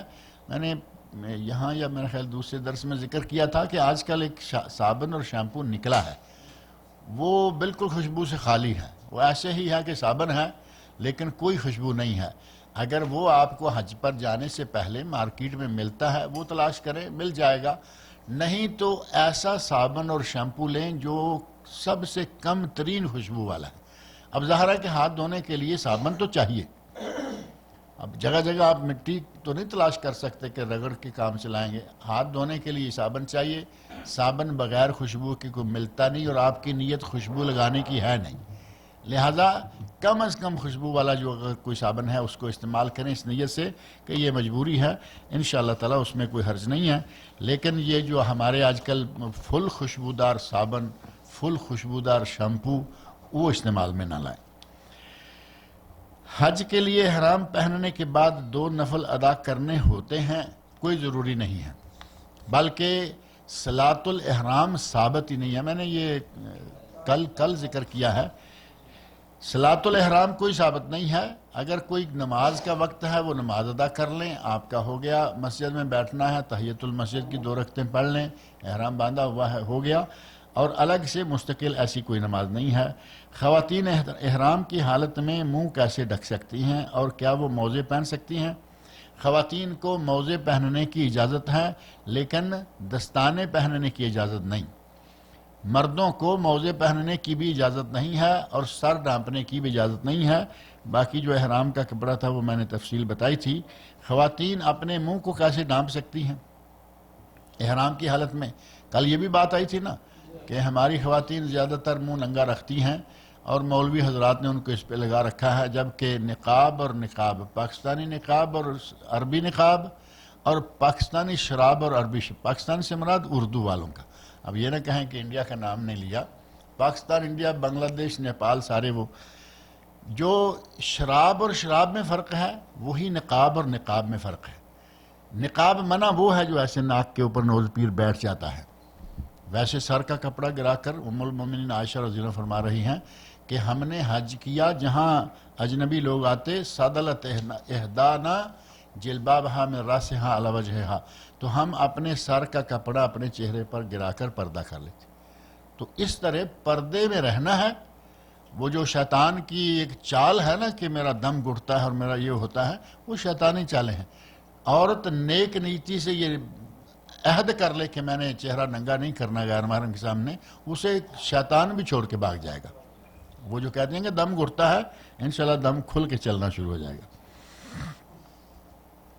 اگر گرمی کی وجہ سے یا کسی اور وجہ سے احرام کی دونوں چادریں اتار کر نہانے لگے تو احرام سے کیا باہر ہو جائیں گے؟ احرام سے باہر ہونا ایسا نہیں ہے کہ احرام ایک دیوار ہے اور آپ نے چھلانگ لگائی تو احرام سے باہر ہو. احرام نیت ہے. کل میں نے ذکر کیا تھا کہ یہ دو چادریں ہیں، یہ جب تک آپ دونوں چادریں اوپر نیچے پہنے ہوئے ہیں یہ چادریں ہی ہیں، یہ کپڑا ہی ہے. جب آپ تلبیہ شروع کریں گے تو یہ دو چادریں احرام ہو جائیں گی. اب تلبیہ کہنے سے احرام ہو گئیں تو اتار کر نہانے سے یہ احرام سے کیسے نکل جائیں گی؟ یہ آدمی کیسے احرام سے نکل جائے گا؟ نیت قائم ہے، ضرورت آگے نہانے کی نہا لے، کوئی حرج نہیں ہے. یہ نہیں ہے کہ اگر اس نے کپڑے اتار لیے تو احرام سے بھی نکل گیا. وہ تو چادریں ہیں، آپ نے نیت کر رکھی ہے، وہ آپ پہنے رہیں تب بھی وہ احرام کی چادر ہے. سوتے وقت آپ عموماً احرام کی چادر جو ہے اتار دیتے ہیں یا اتر جاتی ہے، تو اس سے کوئی فرق نہیں پڑتا. نیت میں احرام کی نیت بحال رہنی چاہیے جب تک وہ کام مکمل نہ ہو جائے گا. قرآن و حدیث کی روح سے داڑھی سفید رکھ سکتے ہیں؟ اس کا حج عمرے سے کیا تعلق ہے؟ اگر میں یہ کہوں کہ جو لوگ داڑھی سفید رکھتے ہیں وہ دلائل بھی یہ دیتے ہیں کہ سفید رکھنا افضل ہے، رنگ لگا سکتے ہیں، اور جو لوگ رنگ لگاتے ہیں وہ دلائل دیتے ہیں کہ افضل ہے رنگ لگانا لیکن سفید رکھ سکتے ہیں. یہ دونوں طرح کے فتوے میرے پاس موجود ہیں. لیکن میں آپ کے سامنے ایک مختصر سی بات کہتا ہوں کہ حضرت ابوبکر صدیق رضی اللہ عنہ کے والد مسلمان ہوئے بہت بڑی عمر میں جا کر، جب کہ ان کی بھویں تک سفید ہو چکی تھی. نبی اکرم صلی اللہ علیہ وسلم نے کہا کہ انہیں ان کی عورتوں کے پاس لے جاؤ، اذهبوا به الى نسائه، یعنی بہویں ہیں، بیٹیاں ہیں. بیوی تو معلوم ہے کہ ایسی ہی ہوگی، وہ تو اب بیچاری رنگ لگا نہیں سکے گی. عورتوں کے پاس لے جاؤ، کوئی بہو بیٹی ان کو رنگ لگائے. فرمایا کہ اس کے بڑھاپے کا رنگ بدل دیں، سفیدی بدل دیں. وَجَنِّبُوهُ السَّوَادَ، اس کو کالے رنگ سے بچائیں، کالے رنگ کو چھوڑ دیں. باقی کوئی نہ کوئی رنگ، نیلا، پیلا، لال، براؤن، گرے، کوئی بھی ہے وہ کر لیں. حضرت ابوبکر صدیق کے والد اس عمر میں ہیں کہ نہ کسی کو دھوکہ دینے کا چانس، نہ کوئی جہاد پہ جانے کا چانس نظر آ رہا ہے اس عمر میں. اس کے باوجود نبی سے فرمایا کہ اس کے بڑھاپے کا رنگ بدل دو. اب کہیں کہ سفید رکھنا افضل ہے تو نبی صلی اللہ علیہ وسلم نے ان کا رنگ کیوں بدلوایا تھا اگر سفید افضل ہوتا؟ رنگ کرنا مستحب ہے نبی صلی اللہ علیہ وسلم کے اس ارشاد کی روح سے، اور بعض دیگر احادیث. مستحب ہے کرنا، جائز ہے چھوڑنا. اگر کوئی نہیں کرتا تو اس کی مرضی، جائز ہے. یہ نہیں کہہ سکتے کہ سفید رکھنا. نبی صلی اللہ علیہ وسلم نے ارشاد فرمایا ہے کہ یہودی لوگ اپنی داڑھیوں کو نہیں رنگتے تھے، تم رنگا کرو. مستحب کون سی چیز ہوگی؟ نبی صلی اللہ علیہ وسلم کی جو ہدایت ہیں وہ مستحب ہوں گی، یا جو ہماری طبیعت میں آ رہا ہے وہ مستحب؟ رنگ لگانے، مہندی لگانے میں تھوڑا وقت لگتا ہے، وہ دینا نہیں چاہتے اور مسئلہ بھی سارا اپنی گراؤنڈ میں لے آتے ہیں کہ افضل یہ ہے کہ رنگ نہ لگایا جائے، جبکہ افضل یہ ہے کہ رنگ لگایا جائے، جائز یہ ہے کہ نہ لگایا جائے. اور جائز پہ عمل کرتے ہیں بہت سارے ہمارے بزرگ حضرات، اساتذہ کیا، اور بڑے بڑے ائمہ علماء، وہ نہیں رنگ لگاتے، ٹھیک ہے، جائز ہے، کوئی حرج نہیں، لیکن لگا لینا چاہیے. اگر کوئی آدمی سیدھا عرفات میں شامل ہوتا ہے، وہ عمرہ نہیں کرتا، تو کیا اس کا حج ہو جائے گا؟ بہت اچھی بات یاد دلائی آپ نے. ایک صحابی آئے، وہ کہتے ہیں کہ یا رسول اللہ میں بنی تیم کے پہاڑوں سے آیا ہوں، یعنی مکہ سے باہر تھوڑا دور سے آیا ہوں. راستے میں جتنے پہاڑ آئے میں ہر پہاڑ پہ تھوڑا بیٹھتا آیا ہوں، یعنی تھوڑا چلا، پہاڑ آیا، تھوڑا بیٹھ گیا. مجھے معلوم نہیں تھا کہ کون سا جبل رحمت ہے، یعنی عرفات کو میں نہیں جانتا تھا، لیکن ہر پہاڑ پہ تھوڑا تھوڑا بیٹھا. فجر کی نماز آ کے مزدلفہ میں نبی صلی اللہ علیہ وسلم کے ساتھ جماعت کے ساتھ پڑھ لی. آپ نے فرمایا کہ فجر تم نے ہمارے ساتھ پڑھی ہے؟ ہاں فجر میں نے یہاں پڑھی ہے۔ آپ نے فرمایا تیرا حج ہو گیا۔ اب یہ کب نکلا ہے؟ شام کو کہیں رات کو نکلا ہے اپنے علاقے سے اور سیدھا یہاں آ گیا۔ اس کا آپ نے فرمایا تیرا حج ہو گیا۔ یہ حج ہوگا حج افراد، نہ قربانی ہے نہ کچھ اور ہے۔ عرفات گیا، آگے کا معاملہ مکمل کر لے۔ آج بھی اگر کوئی آدمی صرف میدان عرفات میں جاتے ہوئے احرام باندھ جاتا ہے 9 تاریخ کو صبح کے وقت، دوپہر کے وقت، حتیٰ کہ شام کے وقت، سورج غروب ہونے سے پہلے احرام باندھ لیتا ہے، وہاں تھوڑی دیر رک جاتا ہے پھر نکل آتا ہے، اس کا انشاءاللہ حج ہو جائے گا۔ منا میں ہر نماز قصر کرنا ہوگا یا نہیں؟ منا میں ہر نماز قصر کرنا ہوگا، جمع نہیں کرنا ہوگا۔ اور منا یہ منا کی طرح نہیں لکھتے جیسے آپ نے لکھا ہوا ہے، یہ اس طرح منا ہوتا ہے ہمارے یہاں، میم نون الف۔ منا جو ہے میم نون اور آگے چھوٹی یہ ڈال کر اس کے اوپر الف، جس کو یا مقصورہ کہتے ہیں۔ اصحاب صفہ کی کیا فضیلت ہے؟ اصحاب صفہ، پہلی بات تو یہ ہے کہ وہ صحابہ تھے، صحابہ اکرام تھے، اور صحابی کی فضیلت کسی سے پوشیدہ ہے؟ نبی اکرم صلی اللہ علیہ وسلم نے فرمایا جس نے ایمان، اور صحابی ہے کون؟ جس نے ایمان کی حالت میں نبی صلی اللہ علیہ وسلم کو دیکھ لیا۔ رضی اللہ عنہم، اللہ نے فرمایا کہ ان سے میں راضی ہو چکا ہوں۔ اور صفہ جگہ تھی مسجد نبوی میں جہاں وہ کچھ صحابہ رہتے تھے، اور وہاں صحابہ کی تعداد کبھی کم اور کبھی زیادہ۔ جن دنوں کہیں کوئی مارکہ ہوتا تھا، غزوہ ہوتا تھا، اس وقت اصحاب صفہ کی تعداد بہت تھوڑی رہ جاتی تھی۔ جو کوئی بیمار ہے، کمزور ہے، کوئی لنگڑا ہے، کوئی نہیں جا سکتا، وہ رہ جاتے، باقی لوگ جہاد میں نکل جاتے۔ اور جب کوئی جہاد نہیں ہو رہا اس وقت اصحاب صفہ کی تعداد بڑھ جاتی تھی۔ یہ اصحاب صفہ ہیں۔ کچھ لوگوں نے کہا کہ صوفی کا لفظ جو ہے وہ اصحاب صفہ سے ہی نکلا ہے۔ اصحاب صفہ کہاں؟ مقدس، پاک باز اور مجاہد لوگ۔ اور یہ صوفی کہاں؟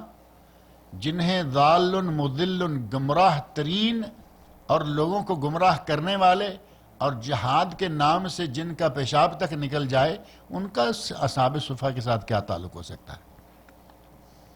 حج کے لیے کون کون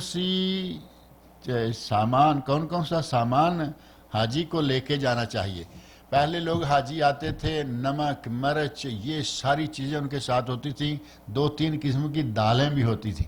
اب ضرورت ہے آپ کو ان چیزوں کی؟ وہاں ایسے بازار لگے ہوئے ہوتے ہیں، کھانے کے، پینے کے، حلوہ تک وہاں ملتا ہے، آئس کریم ملتی ہے، مولویوں کے کھانے سارے ملتے ہیں، دوسروں کے کھانے سارے ملتے ہیں۔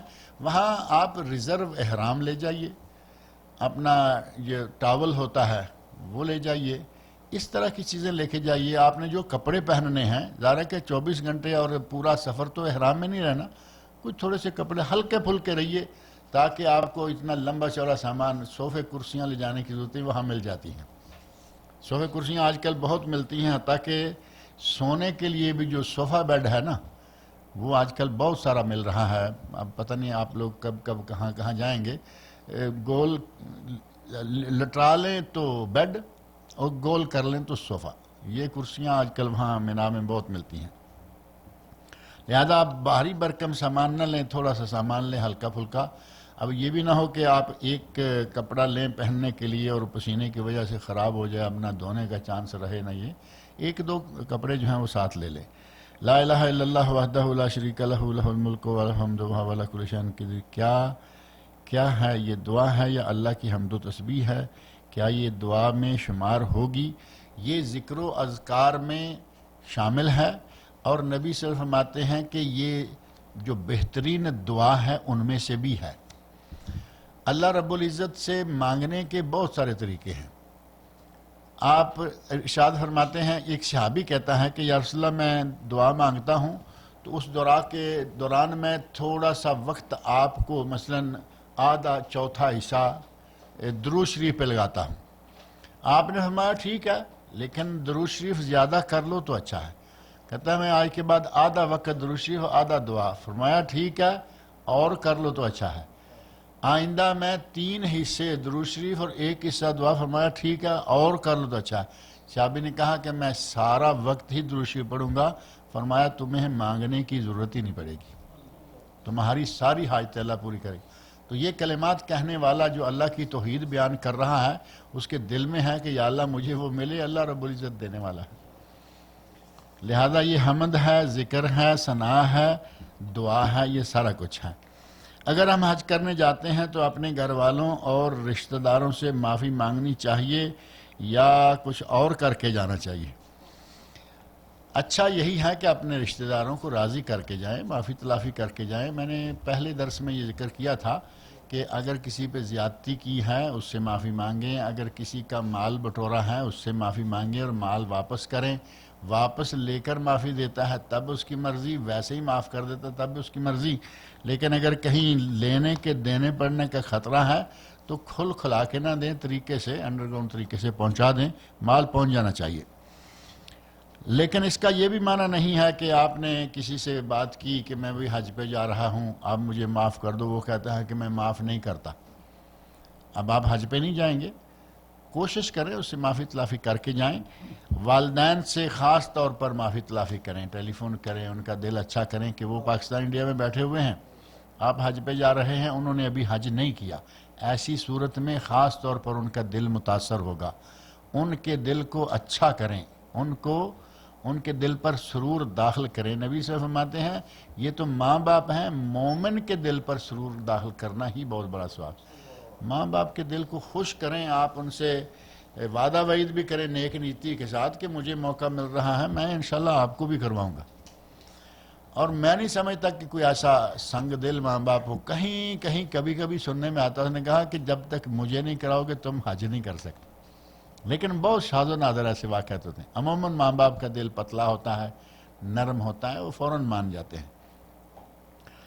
لہذا اچھے حالات میں اپنے لوگوں کو چھوڑ کے آئیں تاکہ وہ لوگ آپ کو دعا میں بھی یاد رکھیں. حج تمتع میں عمرہ افادہ کرنے کے بعد صحیح ساتھ ہی کی جائے گی. عمرہ افادہ تو نہیں ہے, وہ طواف افادہ ہے. اگر آپ نے حج تمتع کیا تو مختصر سا اس کا طریقہ یہ ہے کہ پہلے عمرہ مکمل کریں, بال کٹوائیں, حرام نکال دیں, 1 دن 2 دن خالی ہیں اسی طرح رہیں, 8 تاریخ کو پھر سے حرام باندھیں, اور 10 تاریخ کو آ کے 4 کام جو کرنے بتائے ہیں ان میں طواف بھی ہے اور سعی بھی ہے. تمتع والوں کے لیے 2 مرتبہ طواف, 2 مرتبہ سعی, عمرے کا طواف اور سعی, حج کا طواف اور سعی. قران والوں کی 1 سعی اور 1 طواف کافی ہے. 1 طواف پہلا جس کو قدوم کہتے ہیں وہ قدوم ہو جائے گا, 10 تاریخ والا طواف افاضہ اور سعی, ان کا حج مکمل ہو جاتا ہے. اگر دوسرے دن عمرہ طواف افاضہ کرنے حرم جائے تو اس میں کنکری کی ترتیب ضروری ہے. اگر پہلے دن طواف کے لیے نہیں جا سکا تو کنکری تو پہلے دن کم از کم مار چکا ہے نا. اب طواف کرنے جاتا ہے, کوئی ٹائم سیٹنگ ایسی رکھے کہ ظہر کے بعد کنکری مارے اور سیدھا حرم کی طرف چلا جائے. کنکری مار کے حرم جائے تاکہ وہاں سے طواف کر کے پھر وہ واپس بھی آ سکے رات کو. پہلی ذو الحج کے بعد جنہوں نے قربانی کرنی ہوتی ہے وہ بال ناخن نہیں کاٹتے. یہ جنہوں نے اپنے گھروں میں قربانی کرنی ہے یہ ان کے لیے ہے. جو تمتع کرنے والے ہیں یا جو بھی یہاں سے حج کے لیے کسی بھی حج کے لیے جا رہے ہیں, لوگ میقات پہ جا کے صفائی ستھرائی کرتے ہیں, ناخن کاٹ, یہ کر وہ کر. لہذا یہ ان پہ شرط نہیں ہے. جو گھر میں قربانی کرتے ہیں ان میں سے سربراہ خاندان خاص طور پر نبی صلی اللہ علیہ وسلم لا یمسن, ہرگز بال ناخن نہ کاٹے. لیکن گھر والے بھی اگر ساتھ شامل ہو جائیں تو انشاءاللہ ثواب ہوگا. بیوی بھی نہ کاٹے, بچے بھی نہ کاٹیں, لیکن ان کے لیے وہ سختی یا پابندی نہیں جو سربراہ خاندان کے لیے ہے. اور رہا معاملہ یہ کہ جو لوگ 4 تاریخ کو نکلیں گے, 5 کو نکلیں گے, 6 کو نکلیں گے, وہ صفائی ستھرائی کر کے نکلیں گے. لہذا وہ اس پابندی سے باہر ہیں, یعنی وہ حاجیوں کے لیے نہیں, وہ صرف قربانی کرنے والوں کے لیے ہے.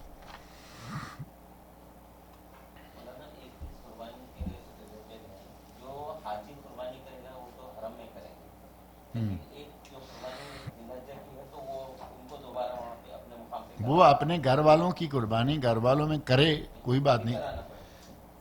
وہ میں نے کہا کہ وہ گھر میں قربانی جو ہو رہی ہے وہ تو کروائے, لیکن یہاں حج کے تابع ہے وہ, لہذا اس کو عمرہ کر کے بال کٹوانے ہیں، وہ شرط تو ٹوٹ گئی نا، قربانی اس کی ہوگی، لیکن یہ سختی پابندی اس کے لیے جو حج میں نہیں ہے۔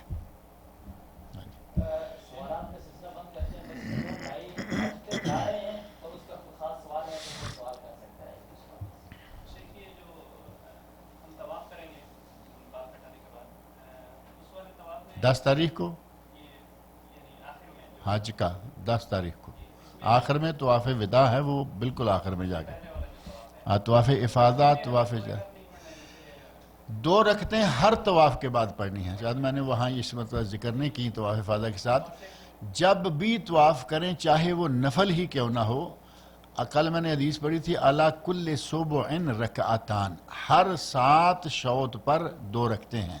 جب بھی طواف کریں، وہ طواف عمرہ ہے، وہ طواف حج ہے، وہ طواف افاضہ ہے، وہ طواف وداع ہے، وہ طواف نفل ہے، جب بھی طواف کریں 7 چکر پورے کریں، 2 رکعتیں پڑھیں۔ اور یہ طواف وداع جو ہے اس کے ساتھ صحیح نہیں ہے، بعض لوگ گھبراتے ہیں اس میں بھی، طواف وداع کے ساتھ صحیح نہیں، طواف کریں 2 رکعتیں پڑھیں اور روانہ ہو جائیں۔ رمل اور اجتباء یہ 2 چیزیں میں نے کل بھی ذکر کیا تھا کہ یہ صرف پہلے طواف میں ہوتی ہیں، وہ دوبارہ کسی طواف میں نہیں ہوتی۔ جن لوگوں کے پاس میرا کارڈ نہ ہو وہ کارڈ لیتے جائیں، میں نے کارڈ دیا ہے، کہاں ہے؟ قذافی صاحب کے پاس۔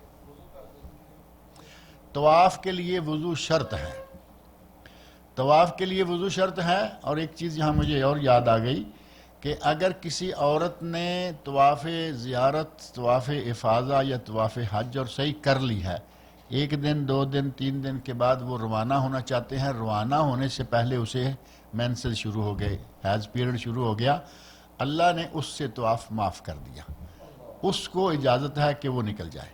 لیکن عام حالت میں کوئی ایسے بغیر طواف کیے نکل جائے گا تو اس کو دم دینا پڑے گا، کیونکہ طواف وداع واجب ہے۔